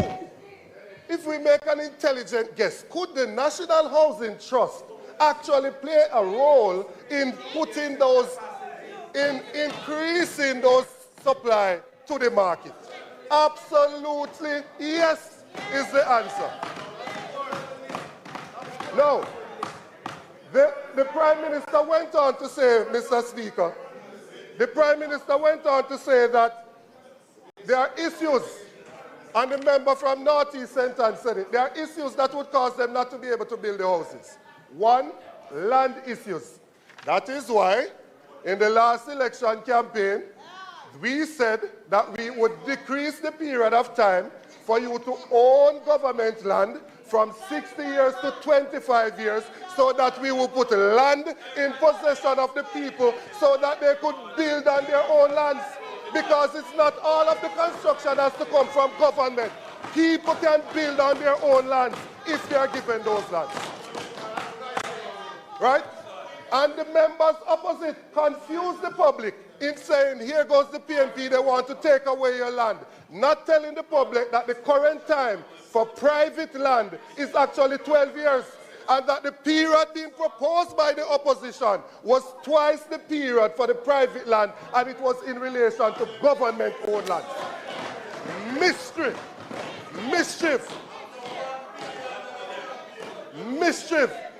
Right? And then come to pretend as if they are brand new. They come now, Mr. Speaker, to pretend as if they are brand new. And I am not finished, you know, Mr. Speaker. Because the Prime Minister went on to say, even if we had all the money, we still couldn't build the houses because we don't have the contractors. But a few weeks ago, Mr. Speaker, I was told here that NARA would fix all of these problems. So I want to know now, how is it that even with all of the money, we can't rebuild the houses for the people down in eastern Westmoreland? How is it that we still cannot build the houses for the people in eastern Westmoreland? No. You had your chance. No, you had your chance. I listened to you. You had your chance. I listened to you. No. Mr. Speaker, there are some persons who contribute to the National Housing Trust. And when they make their contribution, Mr. Speaker, and they apply, they tell them that they do not qualify. Well, Mr. Speaker, in Jamaica, especially in rural Jamaica when we're growing up, and if you're growing up in poverty, we have a thing named partner. And the basic rule of partner, comrade, forgive me. Member Main, the basic rule, no, that would be a misnomer. Member Main, the member from Southwest Centre, the basic rule of partner is that if you throw a hand, you must get a draw. If you throw a hand, you must get a draw. It's a basic rule of the partner system. Therefore, seeing that the contribution to the NHT is mandatory, it is mandatory. Persons who are employed are not asked to make the contribution. It is mandatory. It is taken out of their salaries automatically. And if they make that mandatory contribution, every single contributor to the NHT should stand to get a benefit from the NHT. So, Mr. Speaker, when you have constituencies like Western Westmoreland, Central Westmoreland, Eastern and Western Hanover, South St. James, Northeast St. Elizabeth, even Southwest St. Elizabeth, because some of the members here can't talk for their constituency, you know. They can't speak up. Northwest St. Elizabeth and other places where the devastation is so severe. You have members there that are making contribution and don't stand to get a benefit. I work in hospital.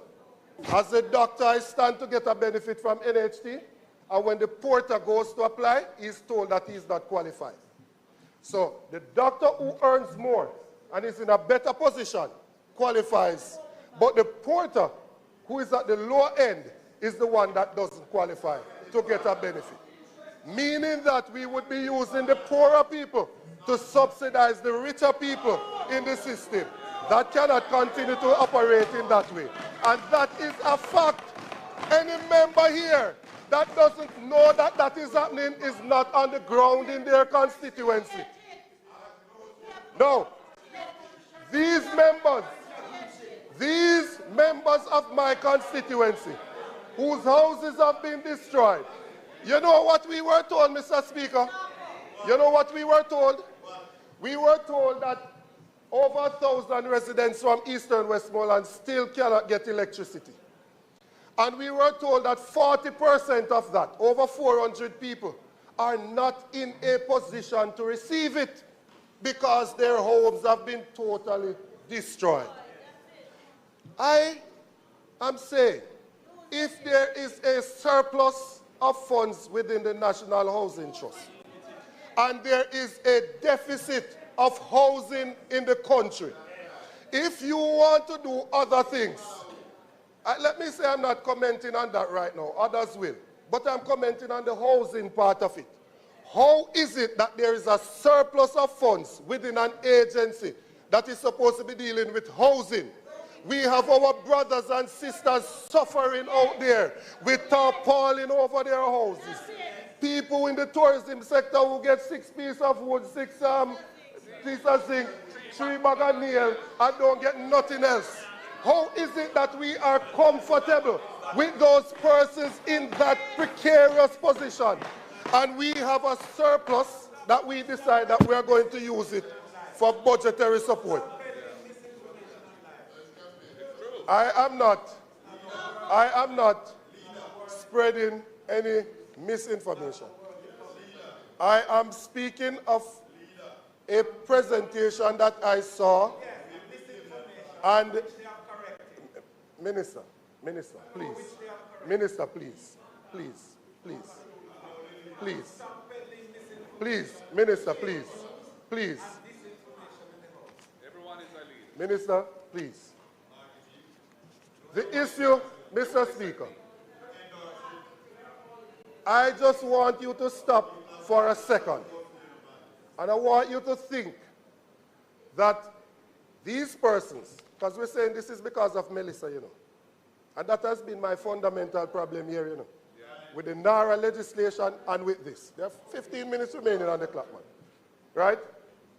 It has been my fundamental problem that when a Category 5 hurricane makes landfall in a constituency, and that constituency, the entire constituency suffers damage from a Category 5.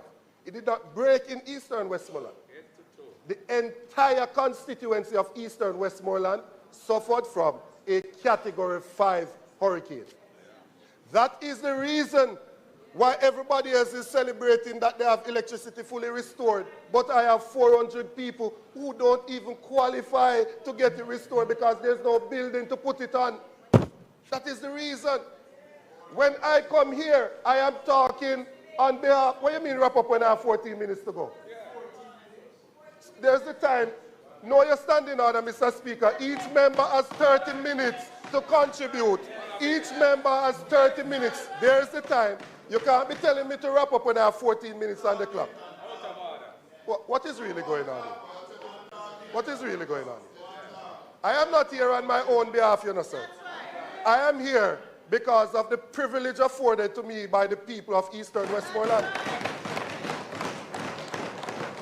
And had it been for you and other members there, I wouldn't be here. So when I come here, I'm not here to please you because you came there to campaign so that I wouldn't reach here. So I'm not here because of you. I am here despite of you. Right? So I am going to speak on behalf of my people who sent me here. Right? No. Huh? This is my third term in here, and it's your third. Don't fly past your nest. Don't fly past your nest. It's your third term in here. Right? Mr. Speaker, the people who have suffered from the damage of the hurricane that are still living on a tarpaulin, and I invite the members opposite to take a drive through the constituency of Eastern Westmoreland. 2 times the PM has been there. 2 times. Right? Now, if you take a drive through the constituency of Eastern Westmoreland, approximately 40% of the houses still have tarpaulin on them. When I hear these grand things about how much we have recovered, I don't see it, you know. Because there are areas that I go to that still look like the day after the hurricane. It still looks like the day after the hurricane. You still have people that are living on a tarpaulin. You still have children that go to school, the lower grades Monday to Wednesday and the upper grade Thursday to Friday. That is the reality of what is taking place there. So when we are going to talk about the surplus that we have, and that no actuarian has said to us that this will damage the financial position of the NHT, then why have we not taken a decision then to use some of those funds to ensure that we can restore dignity to the people of the constituency? But for the grace of God, it could have been any one of us. But for the grace of God, it could have been any one of us that would have suffered that damage. It is our duty and our responsibility to ensure that we do justice to those people who have suffered the damage. And so, Mr. Speaker, until the day when I hear of some meaningful assistance to the people of Eastern Westmoreland, I will never stop speaking.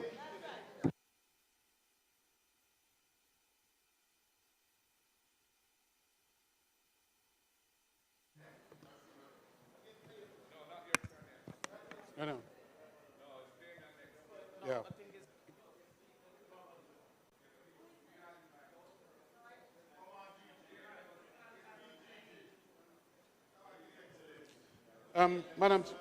Mr. Speaker, I'll be very brief.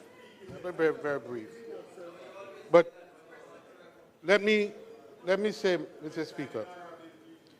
Speaker, I had to make my contribution on this matter today because, Mr. Speaker, I've been member of Parliament for, this is the 5th term for Western St. Andrew.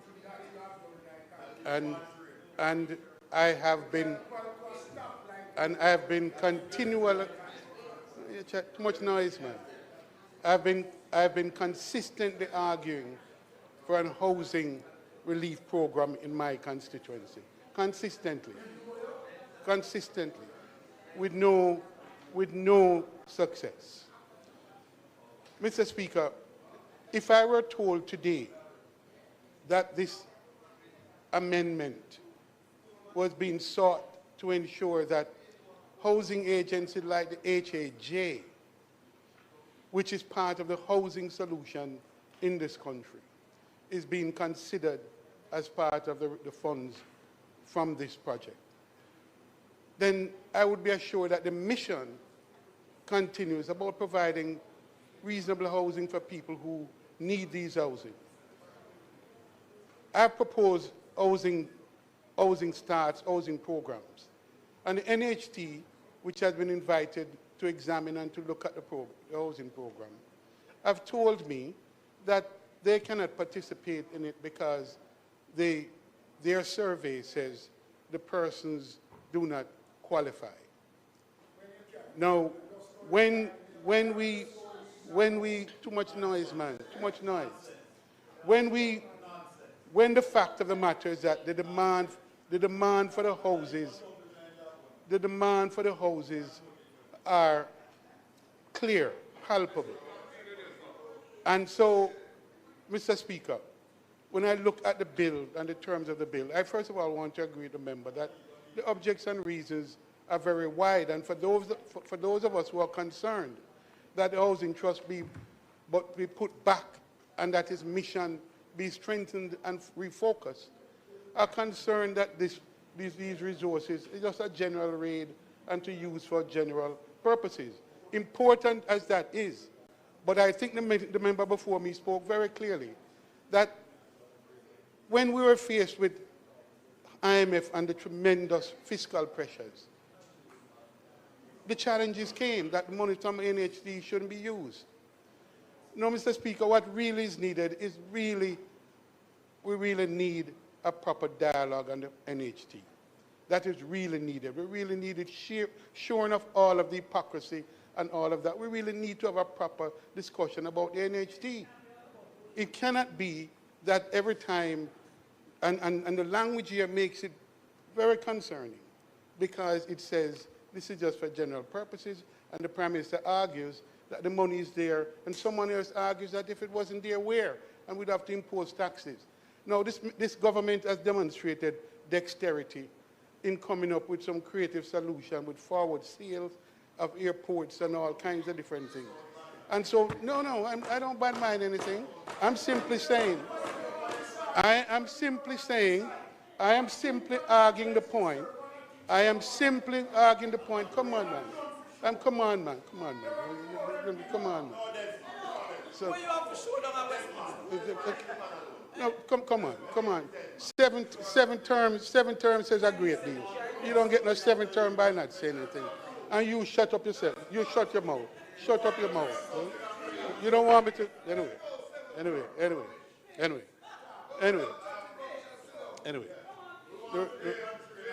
No, please. So, Mr. Speaker, my point is simply this. We have not had a proper conversation about NHT and the use of the resources of NHT.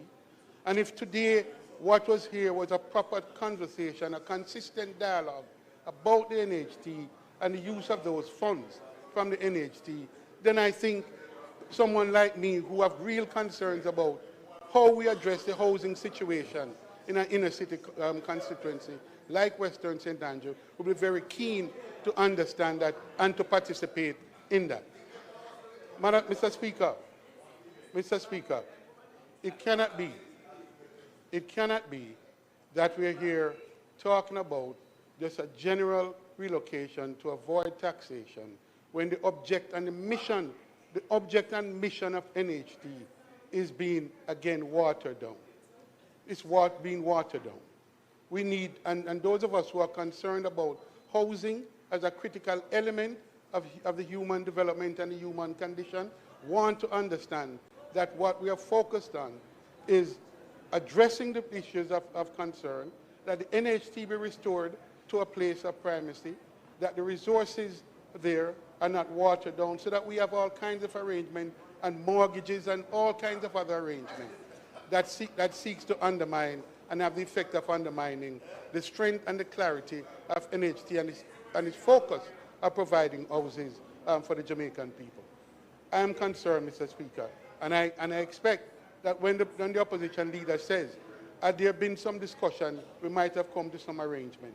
Because those of us who are concerned about energy, and I think properly so, need to know that this is not an open-ended, and we just use them. And the reason why the debate, the negotiation and discussion wasn't had is because we have the numbers on the side. So if you have your number on your side and you're going to pass it anyway, well, why the conversation? You said people vote in as majority government. You don't need a conversation. You don't need a conversation. So what support you need from the opposition at this point? What support do you need from the opposition at this point? Mr. Speaker, we have to be much more intentional about this. We have to be much more serious about this because you have a statutory institution that is being cannibalized in important ways. We need to refocus the debate on the NHT, and to make sure that we continue to have an agenda and a mission to provide housing for those who need it, including contributors, but more than contributors, those who need housing in Jamaica. And if this were the bill, I would be supporting it. This is not the bill that requires our support. They have the majority to support this bill for general purposes, and so let them vote for this. I will not be voting for this.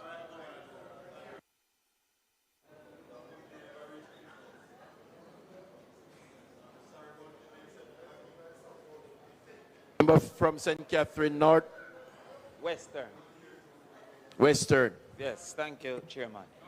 I would be displeased if the citizens of St. Catherine North Western would have been confused by the suggestion that I am now in St. Catherine North. And understanding the quip by the opposition side or the other side of how often I move, I want it to be clear that I still remain in St. Catherine North Western and have not insisted on moving my fellow in St. Catherine North. But notwithstanding, there's a Bible verse that came to mind. That said, even the birds have their nest and the fox have their den. In that case, it says, but the Son of Man had nowhere to lay his head. It is not in the exact form, but it does capture our reality as a country. That there are many human beings that have been denied one of the most basic needs of having shelter over their head. Indeed, I read recently in the newspaper that over 50% of Jamaicans had indicated that their intent in the next few years is to migrate from Jamaica. Indeed, I have always had a concern of a person being termed a squatter in the only country that cannot deport him. If it is you have no place in the only place that cannot ask you to leave, there is a need for those in charge of policy to be more committed to shelter and housing moving forward. Now, the government, I'm coming to that. The government has gained great political value from trumpeting the argument, no new taxes, and in seeking to cover the natural expenses of government. And that was very important to be highlighted by Member Fort, Malahoo Fort from St. James. Is it Northwestern? West Central. Who indicated that government had expenses and that there shouldn't be a space with funds available that government refused to use. There is an important explanation that must be highlighted, that no one on this side is asking for the non-use of available funds. Indeed, we're asking for the purposive use, to use those funds for a purpose that we on this side believe is important. It therefore must be highlighted if those on the other side are not of an equal commitment to solving the crisis of housing that we face. That crisis can be captured in over 600,000 being perceived and defined as squatters. And it extends itself to over 150,000 who wants but can't get. You see, when it was highlighted that there is no demand problem, nobody needs to say that the Prime Minister's actual words, in quotation, verbatim, was that there is no demand problem. But if it is that you have over 150,000 demanders who cannot access true supply, then there is no demand problem. There is, however, a supply problem. When we speak to the funds available to NHT, the question that first should be asked is if there are any systems that NHT can facilitate to help to reduce the supply problem. Therefore, we would look at the access to capital. Can NHT give greater access to capital? We would not have been in any form of dissent if NHT had concocted a method of giving greater access to capital. The second component is that we need an active and capable labor force. One of the greatest shortage in construction is an active and capable labor force. We sell the notion of 3% unemployment without indicating to the public that it doesn't include the 727,000 Jamaicans who have given up on finding work, refused to engage, and almost over 100,000 more who are underemployed. That's right. 3 days. Just 2 days, 1 hour for the week, counted as employed. That's right. So if there was a design to increase the competence of the labor force, whether through working with heart or otherwise to create a construction corps that would eventually be able to build more houses, practical experience on the job, right? Learning from others, certifying those who learn from them, uncle. If you were partnering with heart, there would have been no objection on this side. Natural resource through land. A lot of the people who can't even get a start, who are being perceived as squatters, is because they can't access land. If there was a strategy, and I don't know how JLP, the government side, all of a sudden start to speak to, oh, that was your idea. You have never shown a reservation to stealing ideas in the entire life. So those that are good, the Prime Minister indicated that he was the best baby father. And if any good idea is there, he would take it. How can access to land not be perceived as a good idea? But in addition, we come into that. In addition, we also heard the leader suggest the time that is being proposed. Because there was before Melissa 10 years that this government consisted and continued to raid the band. And in raiding the band, sold a lie that there was no new burden on the people. Yet you're taking the resources of the people. The difference between a trust and a tax is that in a trust, it is held on your behalf. In a tax, it is removed and used as the government sees fit. And so if the government sees fit to pay wages, he does so. If they see fit to print all these things that are being printed here for a speech that can be seen, will be emailed to us later, it is going to be done in the same way. If they see fit to do whatever whims and fancy come to mind, it is not held on behalf of the people.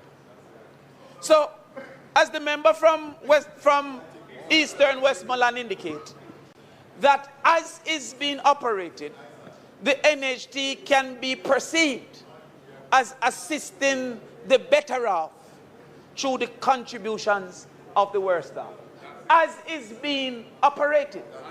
But there is nothing within the rules of the NHT that disqualifies fixing that. I will tell you of one of the things that stuck with me when my father died when I was 15 years old. And I'll mention his name for the record, George Crawford. When he was sick, he said, I can only leave you advice. I'll never forget that. He said, me can't give you nothing but advice. As a little boy, them time, you know why you're not what your parents say. And so in talking to you, he must say, yo, me have nothing else to give other than advice. As I got older, I said to myself, how did he feel? That he couldn't leave me a house. He couldn't leave me a car. He never even drove a car. He said he had nothing but advice. And since then, I became committed to the concept of willing NHT to your children. Because at that time, I couldn't use his points. But he worked all his life, contributed to NHT, and died with it. If he could will that NHT to me, how much quicker would I have been able to own a piece of property? If that was a proposal here today, none of us would have been in resistance. Right? I don't assume come to that. But I knew that many a Jamaican who are on their deathbed wish they could sign a paper that I have nothing but done what I have worked for you. That can change within the NHT.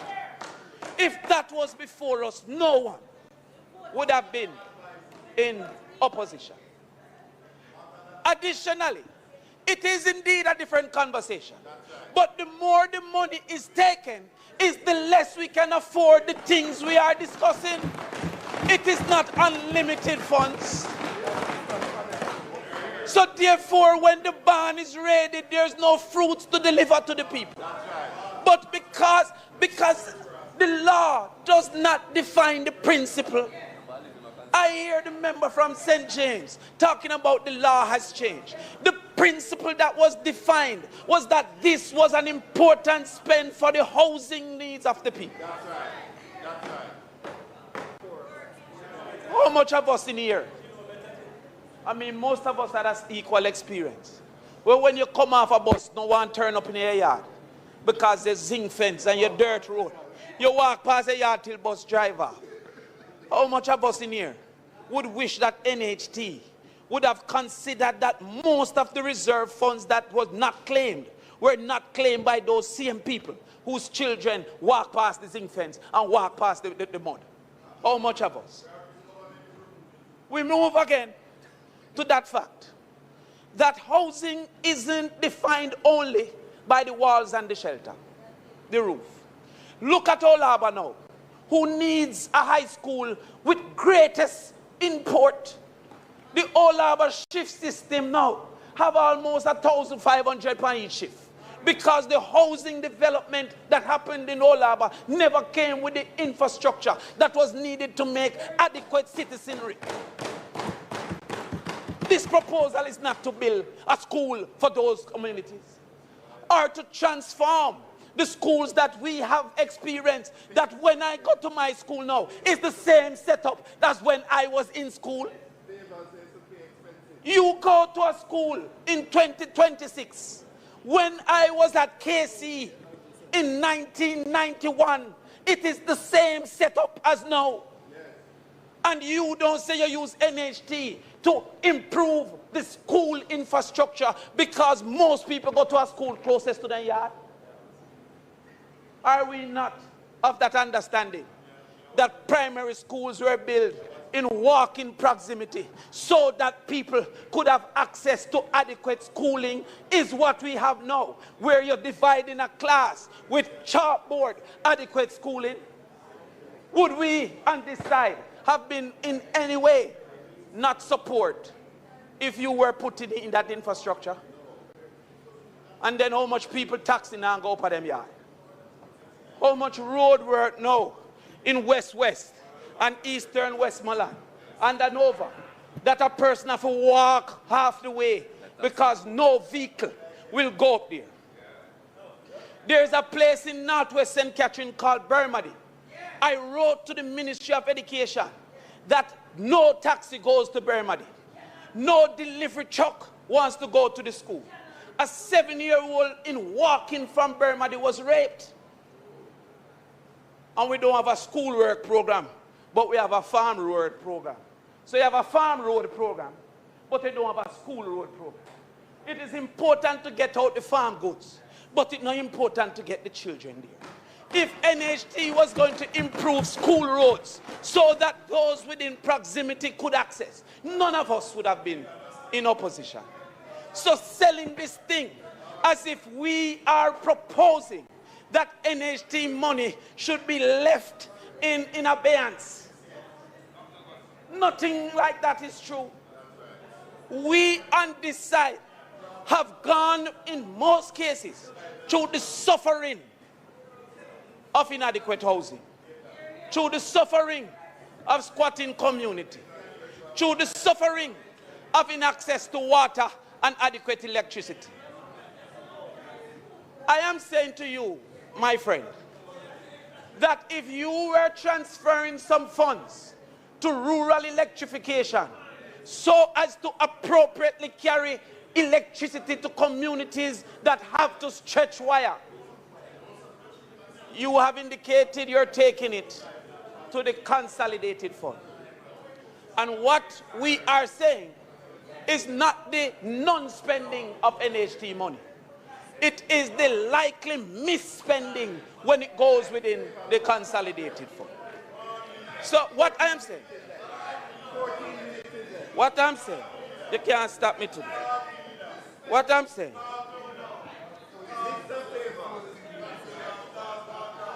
multiple housing schemes have not received any investment in infrastructure in the longest time. Multiple houses have been lost because hydrants have not been maintained. Multiple people have suffered the indignity of being bulldozed from their houses and their property. We don't have to talk about Clifton. All we're saying on this side is that if housing is as important to you as it is to us, ring-fence housing money on behalf of housing. That's all we're saying. Both directly in the walls and the roof, and indirectly in the communities and the access to that which is humane. One way we can always quickly spend is on the basic schools that I'm carrying you to court for in very short time. Thank you.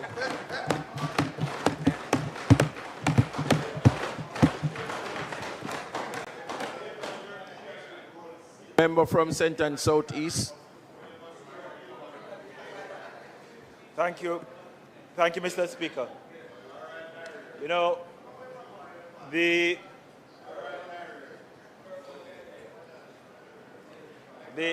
Prime Minister and the Minister, my neighbor to the north, when they spoke, they gave the impression that money is no issue. There's unlimited. They didn't say that resources are available to the NHD. Now, what that tells us is that we're actually in a worse place than personally I realized. Because when I look at what Melissa did to housing stock in my constituency and across the country, Prime Minister, it would seem to me that this conversation, this debate could be avoided. We should be having a more civil consultation about how we address those challenges. How is it that we move from this non-issue that we have with supplies, the inability to supply, to find solutions? How is it that we ensure, for example, that construction is done locally at community level? How is it that we ensure that the capacity is built in our institutions to deal with this supply problem? Because if we truly have the resources and we truly care about how our people are living, then we could avoid this debate. Because nobody on this side isn't saying do not draw down. We're talking about how it's being done. We're talking about what it is going to be used for. And we're talking about the fact that it is inconsistent with the needs that we see on the ground. From Tidixton to Lloydersville to Camperdown to Moneague, every house that you look at could use some support, even those that were not blown off by the hurricane. Now we're seeing the leaks. Those that are covered by the tarpaulins, even the tarpaulins are falling apart. We have a serious problem, Prime Minister. And to take this money in this way, without specificity about how it's going to be used, is a problem. But I want to read for the House something, because I want us to understand how people are living who are unable to construct on the lands on which they live, even though some of them are NHT contributors. So imagine every year you get a notice, and in that notice it says in part, and take further notice that the reason for requiring you to cease occupation, vacate and deliver up possession of and remove any fencing and or temporary structures erected on said property is that you are in illegal possession of property which is owned by the Commissioner of Lands. It goes further to say that if you fail to cease occupation, vacate and deliver up possession of the said property as required under the terms of this notice, you will be forcibly evicted. Thousands of our people every year. This is the notice that the people in Pine Walk in Beechertown, they get it every year. They panic every time. They cannot construct in a way that gives permanence. They cannot construct in a way that gives value to the land on which they live. They are given these notices every year. They are treated worse than squatters, as illegals in their own country. And so these two issues of housing and land should not be separated, because the conversation that we should be having is about how do we ensure that our people feel safe, our people have stability, our people, especially our young people, don't feel as though they have to go somewhere else in order to make a life. And Prime Minister, I know this is close to your heart, so I want to speak to this, because one of the things I see increasingly these days is young women, usually single mothers. They come, they want to start something. And it breaks my heart, because what they want to start, oftentimes they want some plyboard. They want a basement, a concrete base that they can put up 4 or 6 sheets of plyboard on to start a little house.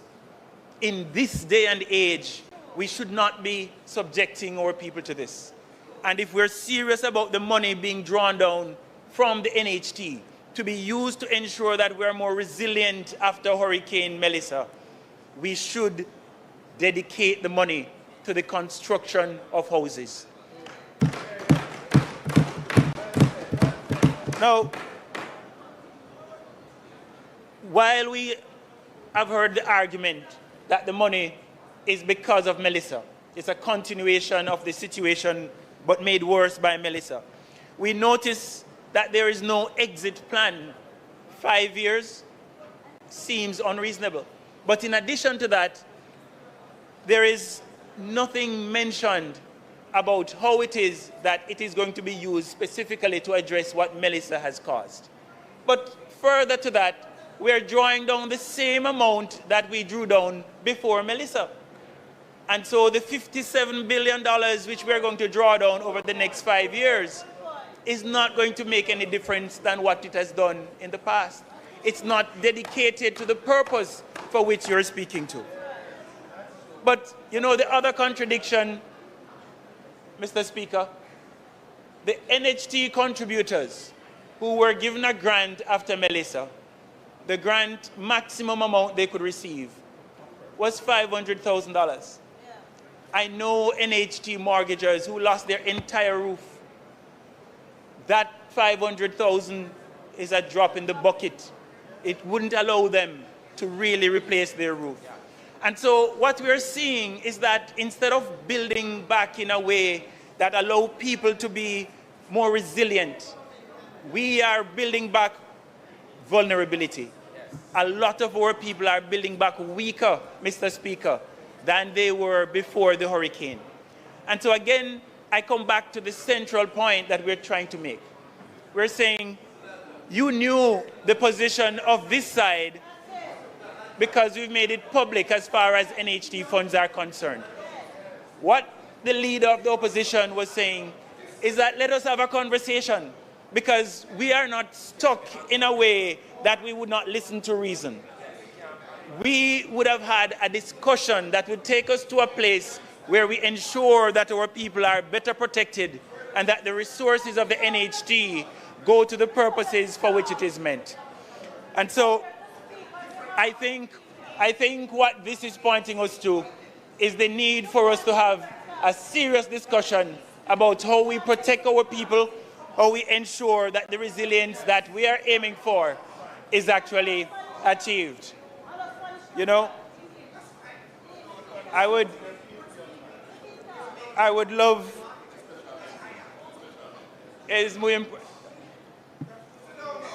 I would love for us to actually make the time, Prime Minister, to have a discussion about this issue in a way that is free of the emotions that are in the House today, and in a way that truly put at the center the people, put people first and center as far as housing is concerned. As it is, it's not possible for us to support this bill. Thank you, Mr. Speaker.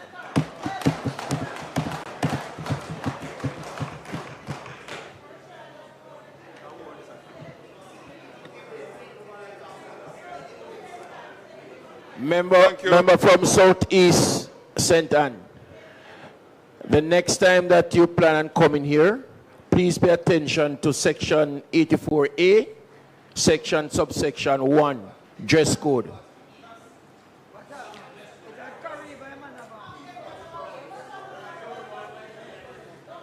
Read it. Mr. Speaker,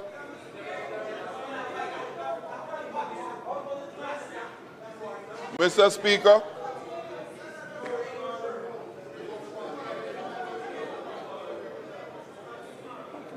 Mr. Speaker, the discussion here this evening is very revealing. Mr. Speaker, I see the NHT's mandate reads, National Housing Trust is to increase and improve the housing stock in Jamaica while providing affordable, low-interest financial assistance to help qualified contributors build, buy, or repair their homes.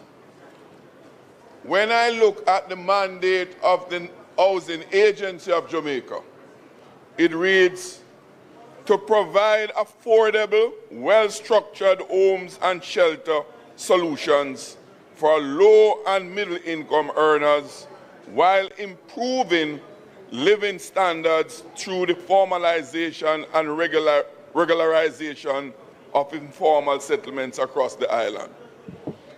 Mr. Speaker, I made those references because just 2 weeks ago, I had a meeting with the Housing Agency of Jamaica regarding some housing issues in my constituency. Lacking in infrastructure while the community is seeking to develop.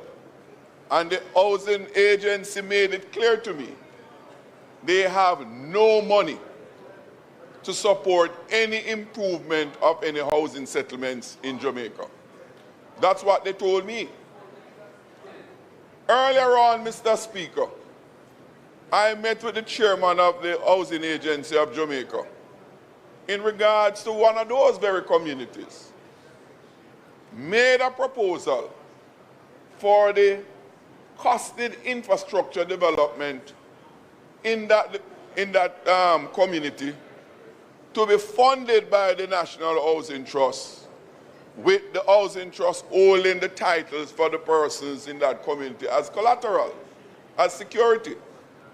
And the response I got is that the housing trust said that they don't have any money. In fact, the chairman himself was shocked because he embraced the idea of using the titles in these communities as collateral to facilitate this development. So when I come here today and I hear that the housing trust is awash with money, that it can't spend, that it can put it in the consolidated fund, because there is no capacity, as the Prime Minister said, to build or to respond to the housing needs. It's a bit combobulating. So, Mr. Speaker, for me to come here today and hear the Prime Minister and other members of government saying that the abundance of resources in the National Housing Trust sitting idly by, and so they're going to use it to fund the consolidated fund. Both things can't be true. You can't have this glaring need for housing funding through the Housing Agency of Jamaica by the same government, and on the other hand, the same government have a surplus of money that they are not spending to solve the problem. As my friend from Northwest St. Catherine would say, what can go so? Both things can't be true at the same time. So you know, Mr. Speaker, in it all, there is just this consolidated hypocrisy when we talk about the funding from the use of the NHD funds.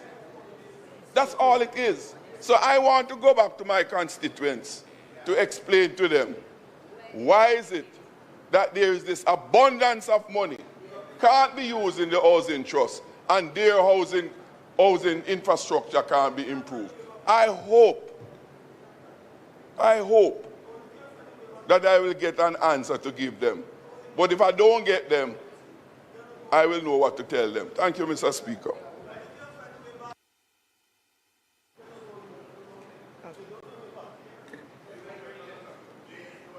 Mr.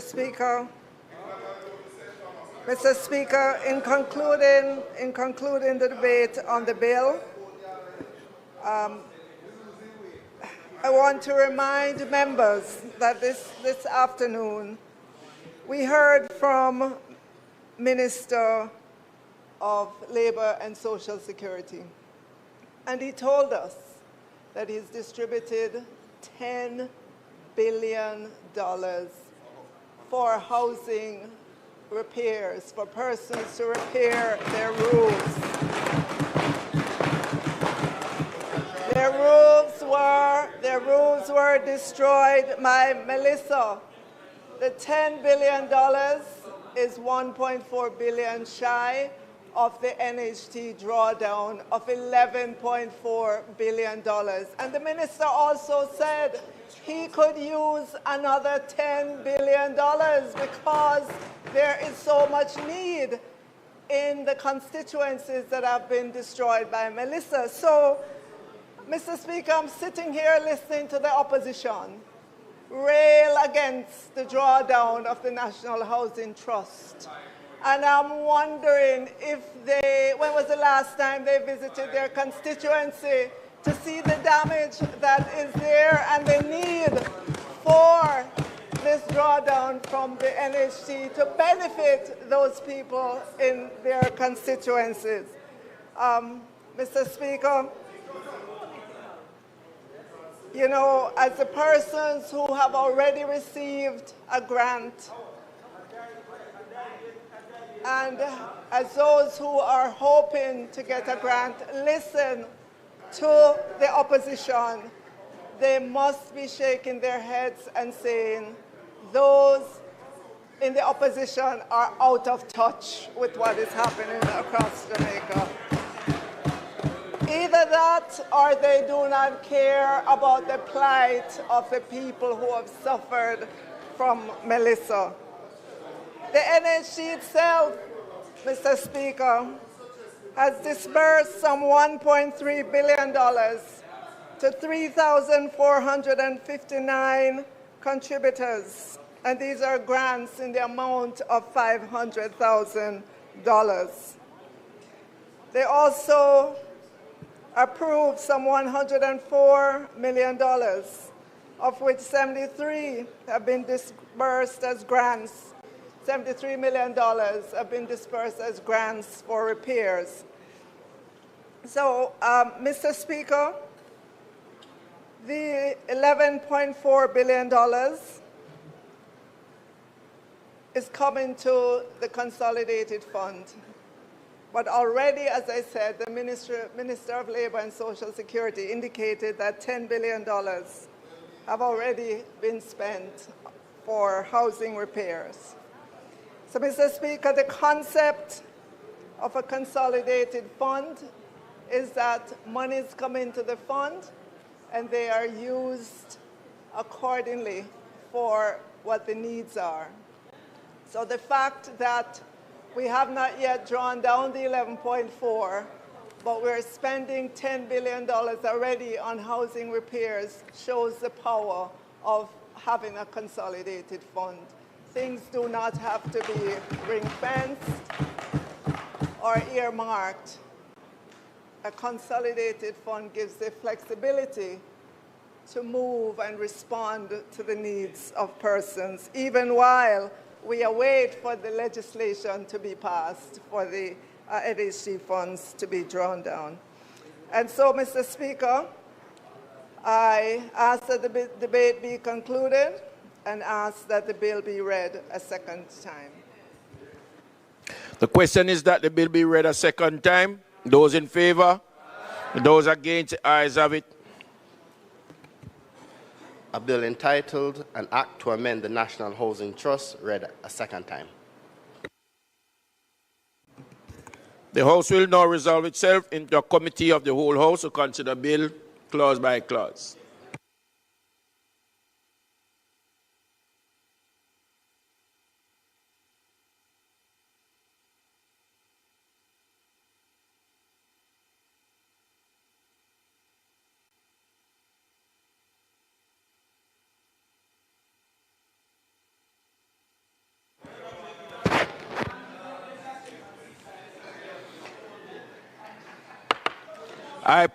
I now put clause 1. Those in favor? Those against? Ayes have it. My viewers and subscribers. I put clause 2. Those in... It was nice to hear. Mr. Chairman, I'd like to move an amendment to clause 2. And clause 2 purports to amend section 4 of the Principal Act. By inserting a new subsection 1A.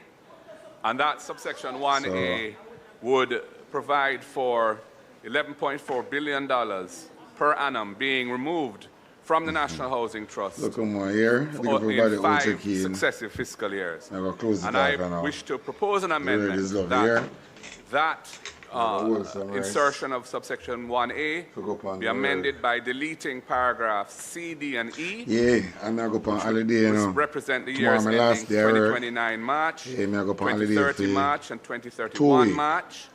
And putting the word and after 2027. Yeah. So that the effect of that would be that the drawdowns would be only operative for 2 fiscal years. I'm going to go work today, and I go back until further on. So, I will hold some rest now. I have some whole heap of work to do in the morning. It's true. I go on holiday. Right.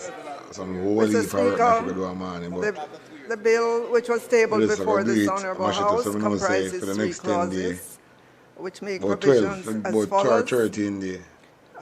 Clause 1 sets out the title and well, Mr. Speaker, we have no amendments to the bill. See?